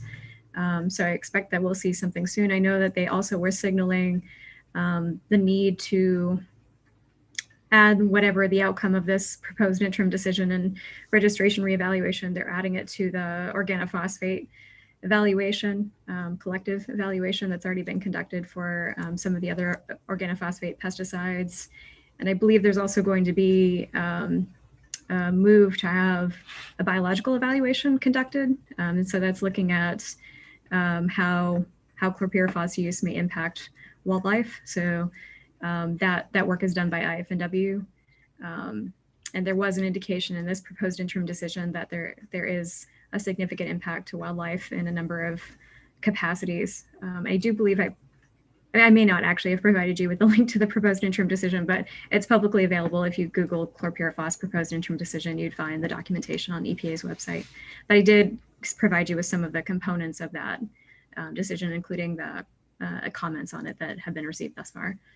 So other than food use in the state of Maine, what is it used on? Yeah, so from our records, it looks like I actually compiled this information 2 years ago. So in 2019, after I believe Audubon had reached out asking about chlorpyrifos use. So in Maine, it appears that most of the use is food crops, but then also Christmas trees and turf. So there is some use at golf course turf. And also some use on harvestable turf, although that seems to be rather limited. Alternatives for either of those uses for Christmas trees or golf courses? Yeah, I understand that there are alternatives. I think the board discussed this on Friday, so had an opportunity to hear from the board members, which doesn't always happen in advance of these work sessions and hearings, but I was informed that there is a possibility of using something like diazinon or a neonicotinoid for some of the pest complexes that they control in Christmas trees. I know that there are some states that have been looking at for some time alternatives to chlorpyrifos and have moved away from using chlorpyrifos in Christmas trees. I guess the board member who has a background in forestry indicated that, and specifically in Christmas trees, indicated that the timing of applications may be problematic with regard to bringing hives onto the farm for other crops. So specifically with managed pollinators, that the timing is difficult with potentially diazinon, and that there may be that there may be some pest populations that break through management with diazinon that would otherwise be controlled with chlorpyrifos. So I don't have any personal experience with Christmas tree production, but that's some of what was shared with the board at its Friday meeting. Now, in the past on some of these type of things, rather than banning them, which in essence is what this would do, is if we did something like a stop sale on January 1st, 2022, and a stop use January 1st, 2024, that means that anyone that has the product prior to then could use it up over the next 2 years. And then after January 1st, 2024, it would no longer be used in the state of Maine. Has the board done things like that in the past? Yeah, and other states have too. So in that chart that I provided you, that's essentially what Vermont's approach was, that they issued a stop sale Actually, I believe they chose to put all products into discontinuance. It's more or less what you're describing is, and there are many ways to achieve the same thing, but there's a 2-year discontinuance process, which is sort of universally recognized as, you know, if you're going into that, it's a signal that the product is going away. And the companies who manufacture those products have to maintain them as registered in the state through that discontinuance process. They have to pay the registration fees to allow their product to be lawfully sold in Maine. But ultimately, it's an indicator to both users and to dealers that the product is going to be no longer available for sale. Okay, so that would be a discontinuance order rather than a stop sale and stop use. But it more or less you could achieve this. You would achieve the same end. It would ultimately be the same result. Okay, thank you. Mm-hmm. Are there other questions? Representative McCray.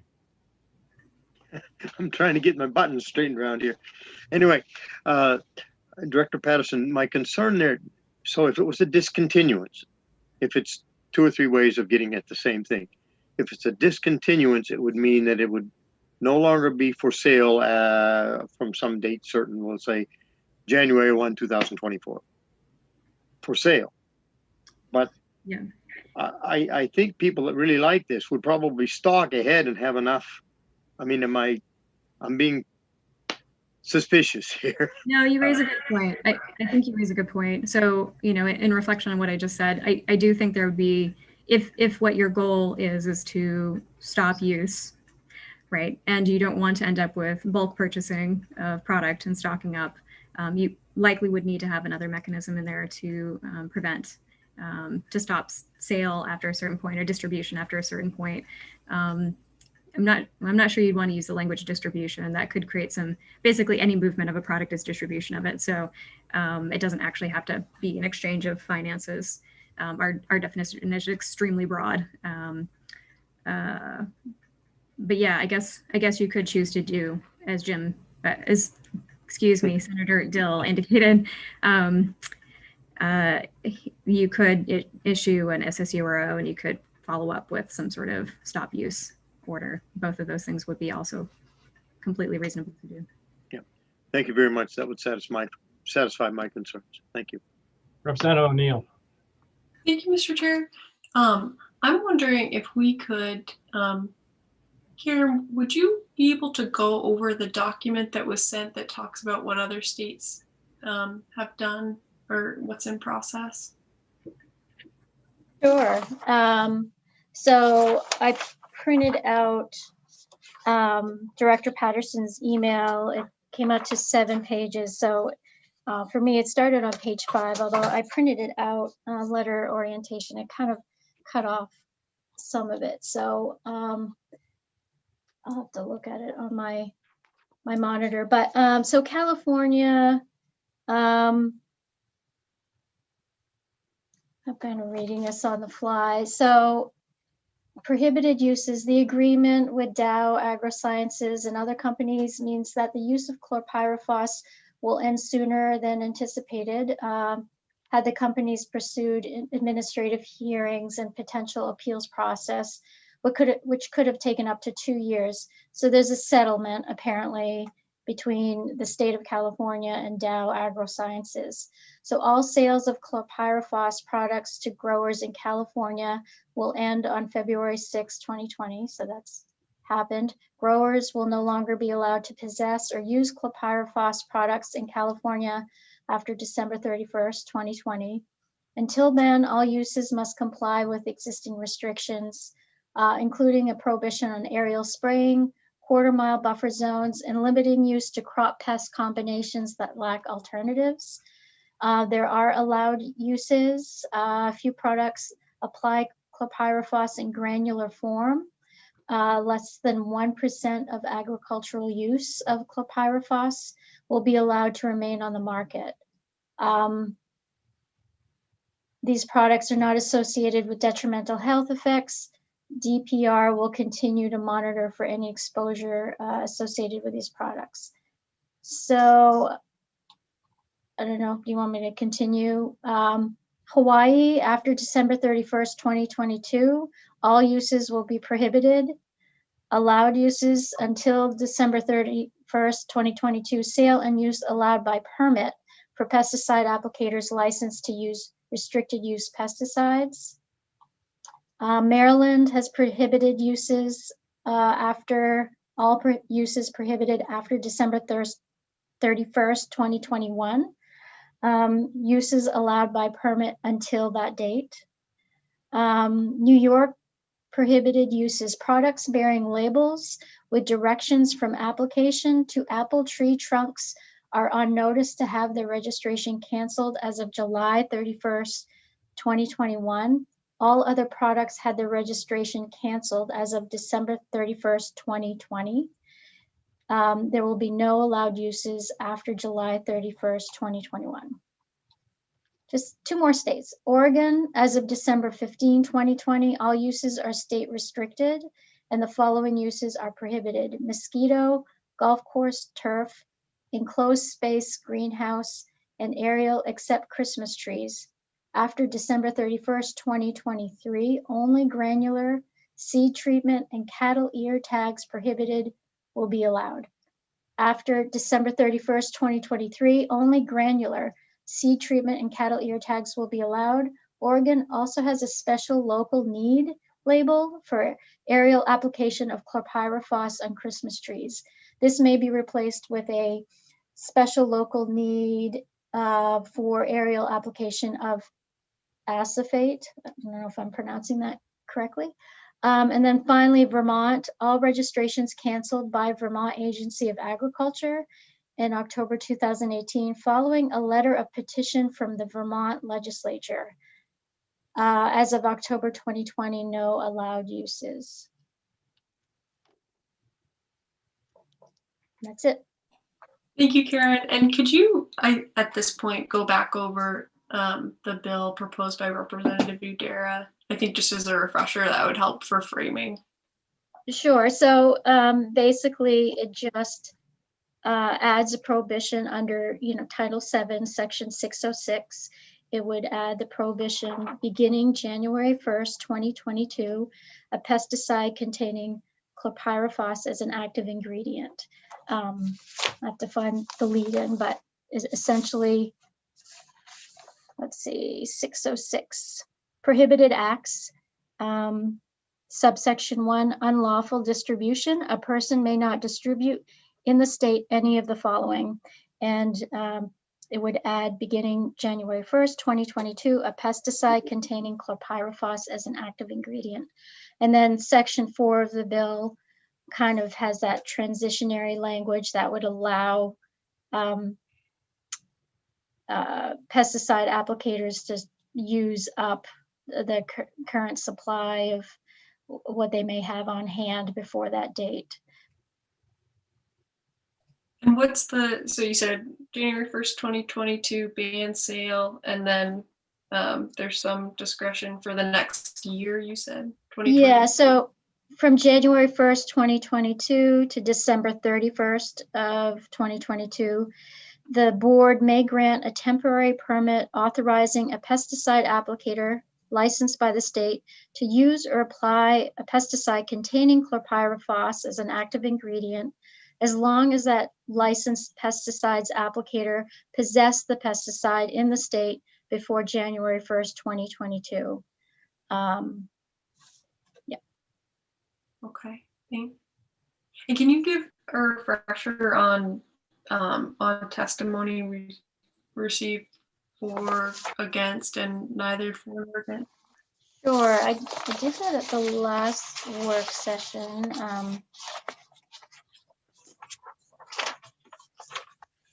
Too many papers. So let's see. Proponents, chlorpyrifos is particularly dangerous.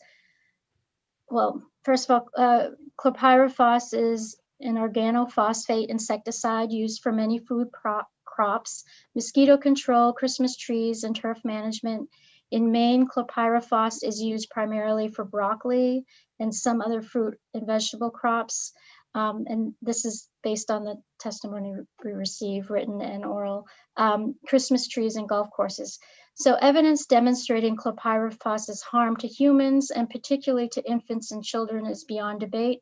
It has been linked to lung cancer, endocrine disruption, and cardiovascular disease. It's particularly dangerous to pesticide applicators, farm workers, and people living near areas where the pesticide is applied. And then proponents talked about EPA, in 2015 announced its intention to ban all tolerances. However, that plan was reversed in 2017. And then they talked about how some states have taken matters into their own hands. And we talked about earlier in this work session and at the public hearing how EPA is considering re-registering chlorpyrifos as we speak. And I guess proponents feel generally that without assurance that EPA will act, they would like the Maine legislature to be proactive and pass this bill. So opponents, there were no one testified at the public hearing, but we did get some written testimony from Corteva Agriscience and CropLife America. They pointed out that chlorpyrifos is an effective pesticide applied across a broad spectrum of pests and is the only effective control option for some key pests. It is used for controlling rootworms, boring insects, vegetable maggots, and aphids. And it's widely used in 47 states on over 60 crops from specialty to row crops.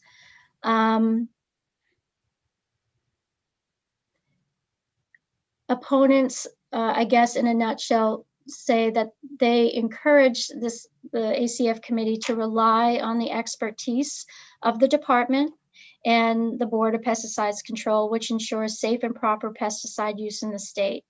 Recognize the EPA findings and continue to provide Maine farmers with the support and tools necessary to remain competitive and viable.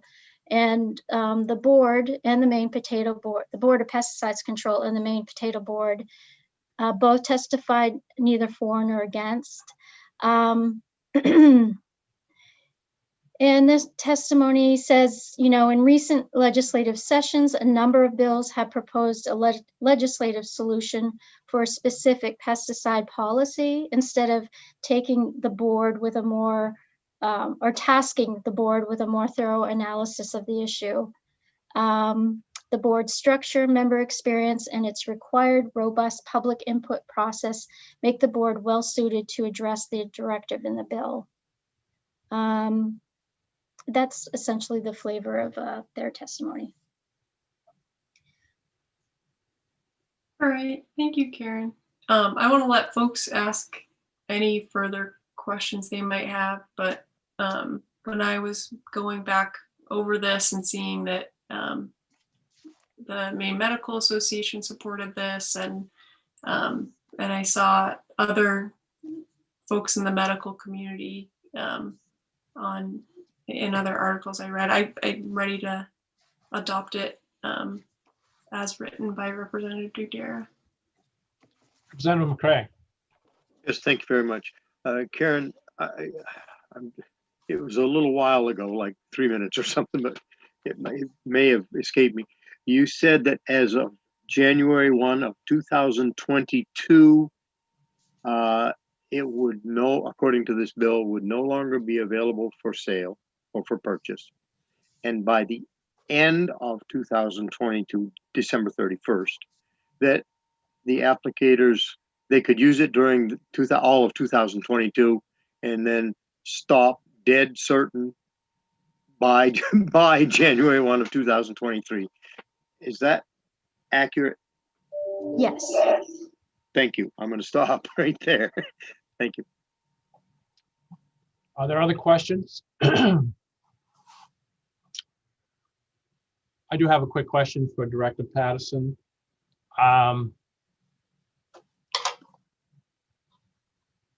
You said the board talked about it a little bit on Friday. Did they, I don't know if you said if they actually reached any type of conclusion on it, whether they thought this was the way to go? Is 1 year or 2 years enough time to get it out of the system? Did they talk about the possibility of making it a limited use product, maybe for non-food uses? So therefore Christmas tree growers or golf courses could use it, buy a permit from you, which I know I don't think many people use the limited use permit system, but anyway, did they just have any of those discussions? So they did. So our, oops, oh no, my apologies. Technical difficulties here. I think I inadvertently accepted a phone call and trying to turn the volume on.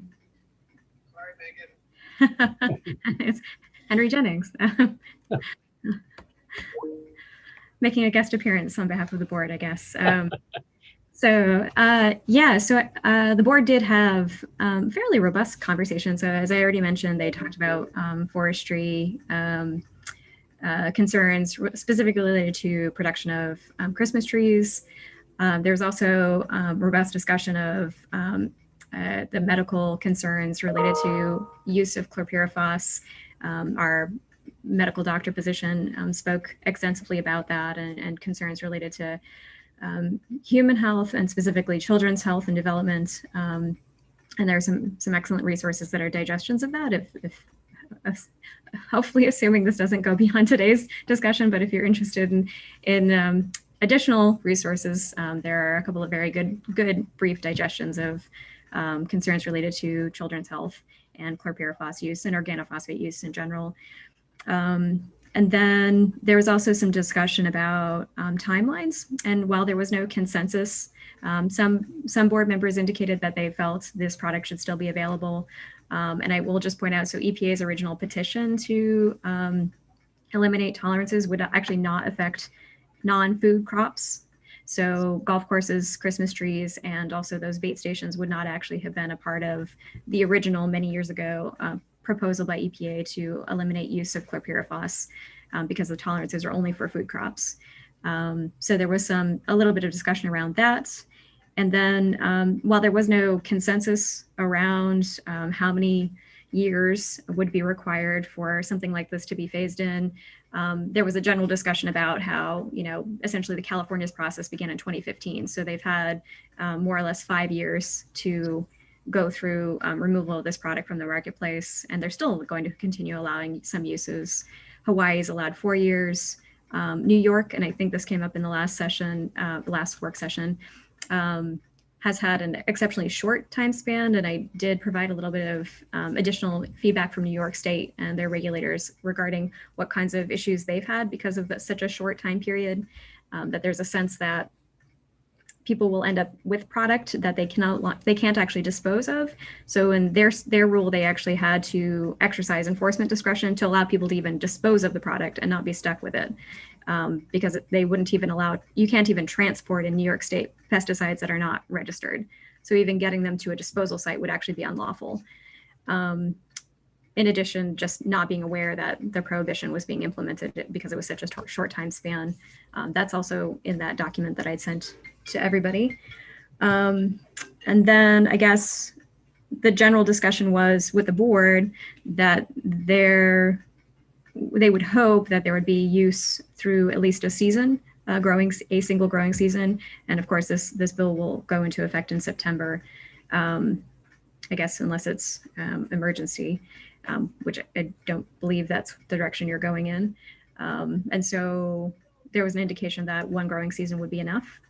There was some speculation that it might not be enough if people, have very small farms and have purchased a 2.5 gallon jug of chlorpyrifos, then they may be stuck with product that they can't dispose of without going through our obsolete pesticide collection program. And of course, they're out the funds that they spent on that product at that point.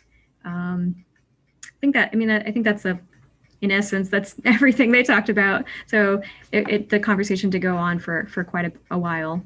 And there were obviously a diversity of opinions about this. I think they more or less coalesced around a growing season being available to those folks who might have purchased the product, so that there would be at least a potential that they could use up the product. Thank you.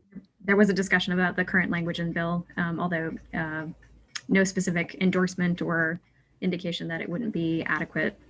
They didn't ultimately come to a conclusion. Okay, Representative McCray? Yes, so Director Patterson, so the January 1, 2022 through this, all of 2022 would satisfy the growing season that you just spoke of. Yeah, I do believe so. Okay. Yeah. Yeah, thank you. Representative O'Neill? Thank you, Mr. Chair. Yeah, and I just want to note that, and I appreciate that Director Patterson was just relaying the conversation. That was super helpful. But there would not just be one growing season, but also another after the ban of sale to use the product. So I guess it doesn't go into, I think it doesn't go into effect until September. And so the growing season would be over by the time this bill went into effect, I think was the point the board had sort of discussed. And so you'd end up with next year being the growing season that, but not, I'm not, I think that's the one point of clarification. all right, let me pull up and make sure. I thought the bill did say dates. So that's what I'm going off of. Karen, could you clarify that? Yeah, I mean, yes, technically the bill would go into effect 90 days after adjournment of this first special session. However, you know, the actual prohibition begins on January 1st, 2022. So there may be a few months where it's on the books, but doesn't go in effect until 2022. Thank you. Are there other questions for Karen or Megan or anyone? Okay. Ready for a motion?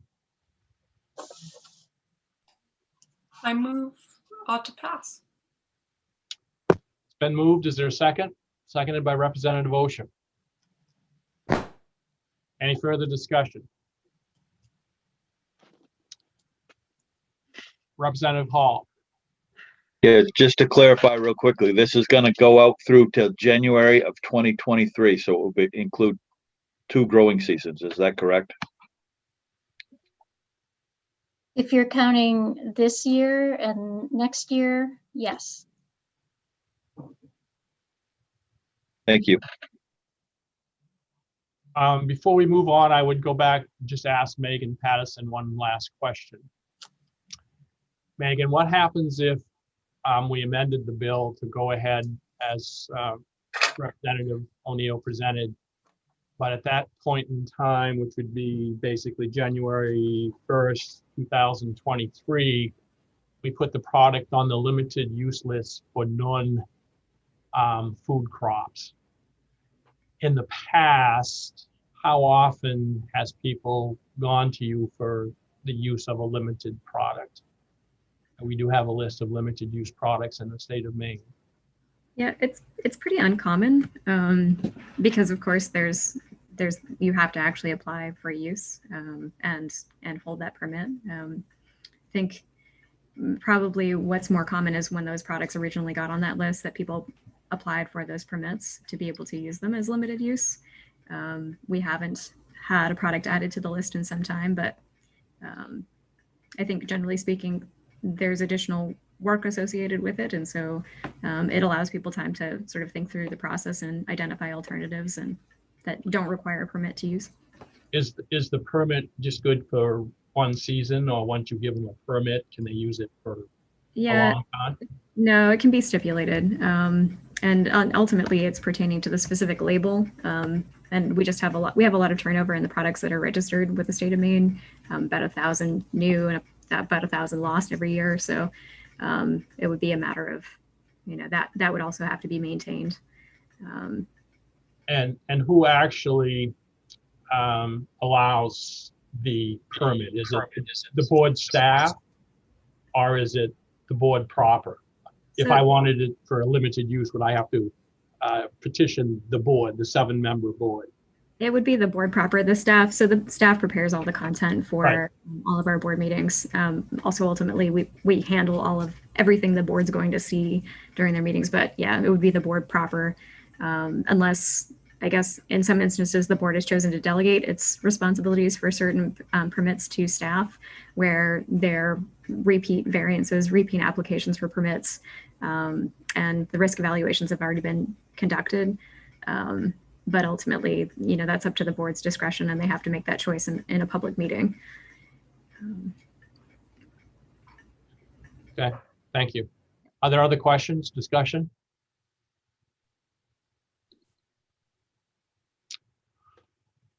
Okay. Seeing none, I guess we're ready for the roll call. LD 316 ought to pass. Senator James Dill. Yes. Senator James Dill, yes. Senator Russell Black. Yes. Senator Russell Black, yes. Senator Chloe Maxman. Yes. Senator Chloe Maxman, yes. Representative Margaret O'Neill.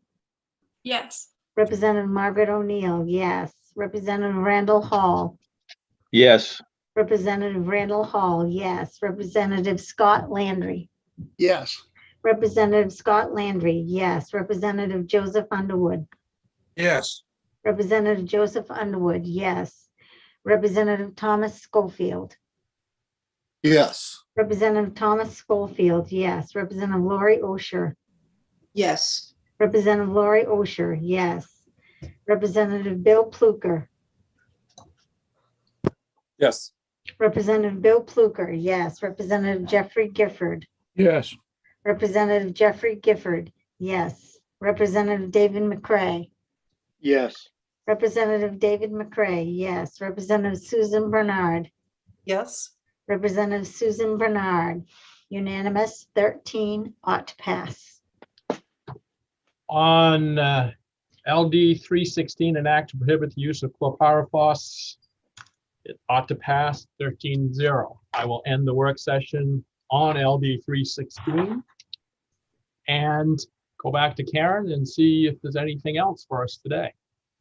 Yes, I do have some language and fiscal note reviews. I sent you an email last night, but you can, if you want to see the committee amendments for yourself, you just go to each LD, and I posted everything on the committee's webpage. But the first one I have is the committee amendment to LD 95, the resolution, constitutional resolution, proposing an amendment to the Constitution of Maine, which is misspelled, to establish a right to food. So basically what the committee amendment does is the current language reads, all individuals have a natural, inherent, and inalienable right to, and the amendment adds the phrase food, comma, including the right to, and then the language just resumes as originally drafted in the bill, save and exchange seeds, and the right to grow, raise, harvest, produce, and consume the food of their own choosing, etc.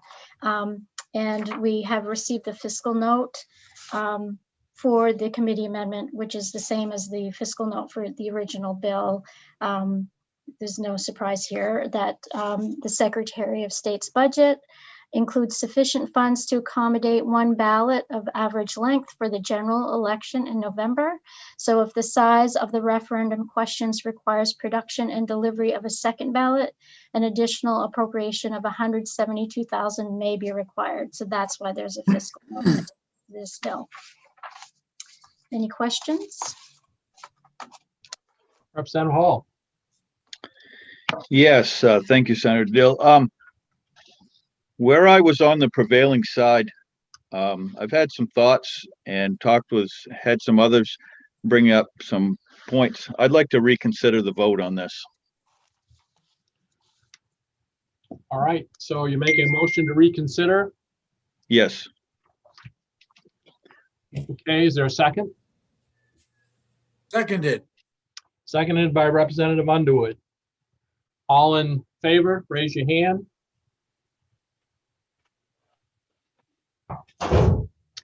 Okay, it's been reconsidered. Opened up for reconsideration. Representative Paul. Yes, I'd like to, I just would like to change my vote on that. So I'd just like to re-vote on it if we could. Okay, no other changes or anything else? No, just ought not to pass.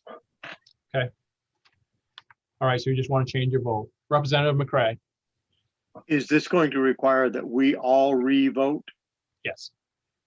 Can we see how everybody voted on it Sure. in the past, Karen, or please? go ahead, Karen. Cheryl, as far as I know, was unanimous. It was ought to pass as amended, unanimous. Thank you. That was easy. Thank you. Okay, So there's a motion made by Representative Hall, ought not to pass. Has it been seconded? no, I don't think that's what he said. That may have been what I said, but that wasn't what I meant. I just would like to re-vote on the original motion.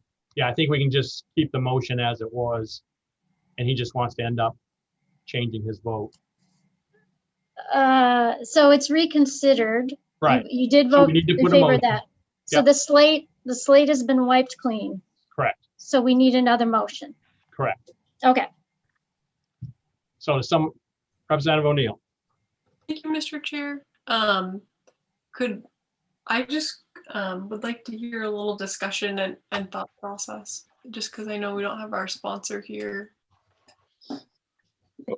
Well, if I may, Sure. Senator Dale. Yeah, what my problem with it is where it's it's a change in the Constitution. I just don't feel that this needs to be a change in the Constitution. People, exchange seeds, people have the right to food as it is. I'm not comfortable with going ahead and changing our Constitution just to do that. That's the reason why I brought it back up. Okay. Representative Paul, I'm happy to reconsider, and I'm smiling because I've done it myself on votes. Would you be willing to put this on a calendar for our next meeting, just so that we can have the sponsor here, just so that we don't take him by surprise on changing things? Would you be willing to Sure, I would go along with that. Okay, that'd be helpful. So are you tabling? We don't even have a motion yet, do we, Karen? No. I mean, that could be the motion to table. Okay. I will make that motion after other folks have a chance to talk, because I see a hand up. Representative McCray? No. All right, all set for a motion to table? Mr. Chair, I move that we table this until later. Is there a second? It's been seconded by Representative Osher. Any for all in favor? Okay. Table. Okay, so I'll probably put it on next Tuesday. Is that okay? Yep. Okay. That's great. All right. The next one I have is LD 870. So this is the longest title ever. Resolve directing the Permanent Commission to the status of racial, indigenous, and Maine tribal populations to study the impact of policies regarding agriculture, access to land, access to grants, and access to financing on African American and indigenous farmers in the state. So basically, what the committee did in that section 1, the last sentence was a little bit muddled, because the commission itself has authority to submit legislation in their authorizing statutes. But I think what the committee wanted to do is make it clear that ACF committee has authority to submit a bill based on the findings of their report. So it reads, the commission shall report its findings and recommendations, including suggested legislation, to the Joint Standing Committee on ACF by January 17, 2022. And the Joint Standing Committee may submit a bill to the 130th legislature relating to the subject matter of the report. When I ran this by my legal reviewer, he suggested taking out second regular session, just in case you have another go into another special session just to make sure you have that opportunity to submit a bill. So that's the amendment. And I believe it was unanimous. Any questions? Going once. Okay. The next one is LD 937. So this is the committee amendment to 937. Resolve to facilitate the provision of incentives for soil carbon storage. This is the majority report. The minority report was not to pass. So what this did, if you recall, the department had worked with Representative Osher, the sponsor of this bill, to come up with some language that would say the Department of ACF and the Department of IF&W shall jointly develop recommendations for the establishment of programs and policies to promote and incentivize, where appropriate, practices that increase sequestration of soil carbon on natural and working lands by farmers, landowners, and land managers, including but not limited to technical assistance and financial incentives for that purpose. The departments shall consult with stakeholders with expertise on carbon programs, agriculture, forestry, land management, and economic incentives for carbon storage, and with members of Maine's Climate Council. And then section 2 of the amendment says that, and this was, if you recall, negotiated at the work session. I think the department wanted September, but committee members want the 1/30th ACF committee to have a hand in this. So it was negotiated that the report would be due March 1st, 2022, and gives this committee authority to submit a bill. Again, I took out reference to second regular session in case there's another special session thing going on like we are in now. And I did get an email from the department, I guess, and I guess Representative Osher could also speak to this, but the department is willing to provide progress reports to the ACF committee earlier in 2022, because we know that there are other working groups, that the forest carbon and solar siting task forces that are working on these issues now. So they'd be happy to provide an update on what those groups are doing and what they may have concluded to help inform the working group or what's going on in this resolve. So I just sort of wanted to update you on that. Phew, so that's that one. Any questions? Okay, and the last one I have is LD 700. This was a straight ought to pass. It was unanimous. This is the act to promote economic development and outdoor recreation through investments in state parks. And again, this fiscal note basically should confirm what you heard at the work session, because I had reached out to the department about what the fiscal impact might be, and this is just the official fiscal note. So if you recall, the bill requires general fund revenue in excess of 4.5 million from user fees from state parks, historic sites, Allagash Wilderness Waterway, and other payments to be credited to a non-lapsing other special revenue funds account in the park's general operations program, to be used for capital improvements at state parks and historic sites. And based on their current projected general fund revenues, the $4.5 million cap will reduce general fund revenue by $986,595. And there would be a corresponding increase in this other special revenue funds account in the same amount starting in the fiscal year, starting July 1st, 2021. Any questions about that? Okay, that's all I have. Thank you. Representative O'Neill. Thank you, Mr. Chair. So on that bill, was there something from the department we had to consider?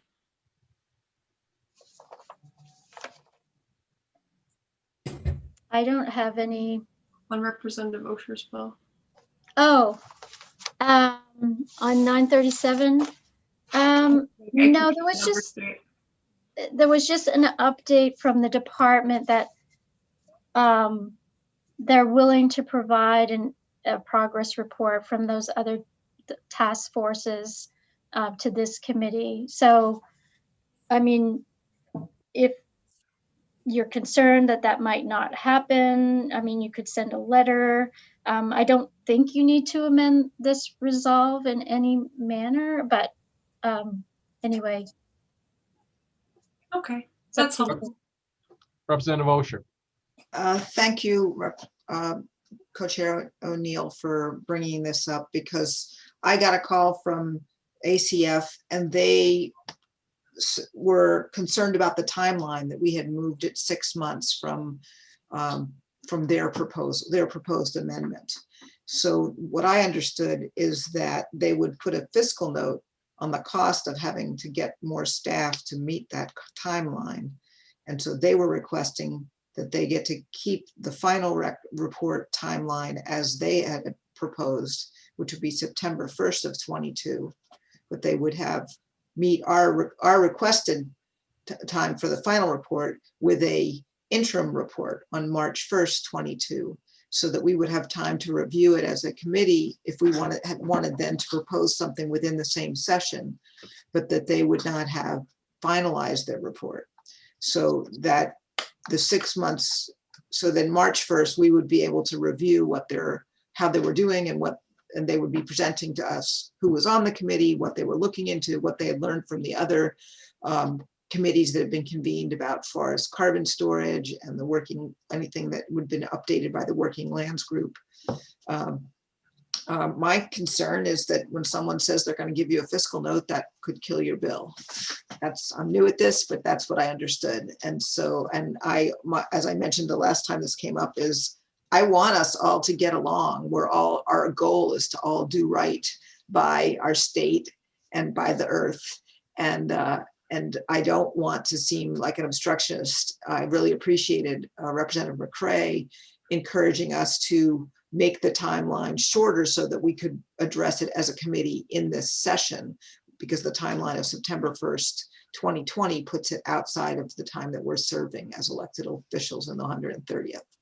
So, Karen, I'm not sure, where to go from here, but that's what I understood when I was speaking with the department this week about this bill, or this amendment, and the reason I was okay with the last change, which was the bill originally said that the report would be due December 2021, and the department asked to have that changed to September. And at the time, again, I wanted to get along, and I also did not want a fiscal note, because they'd said if we can't extend the timeline, there'll be a fiscal note.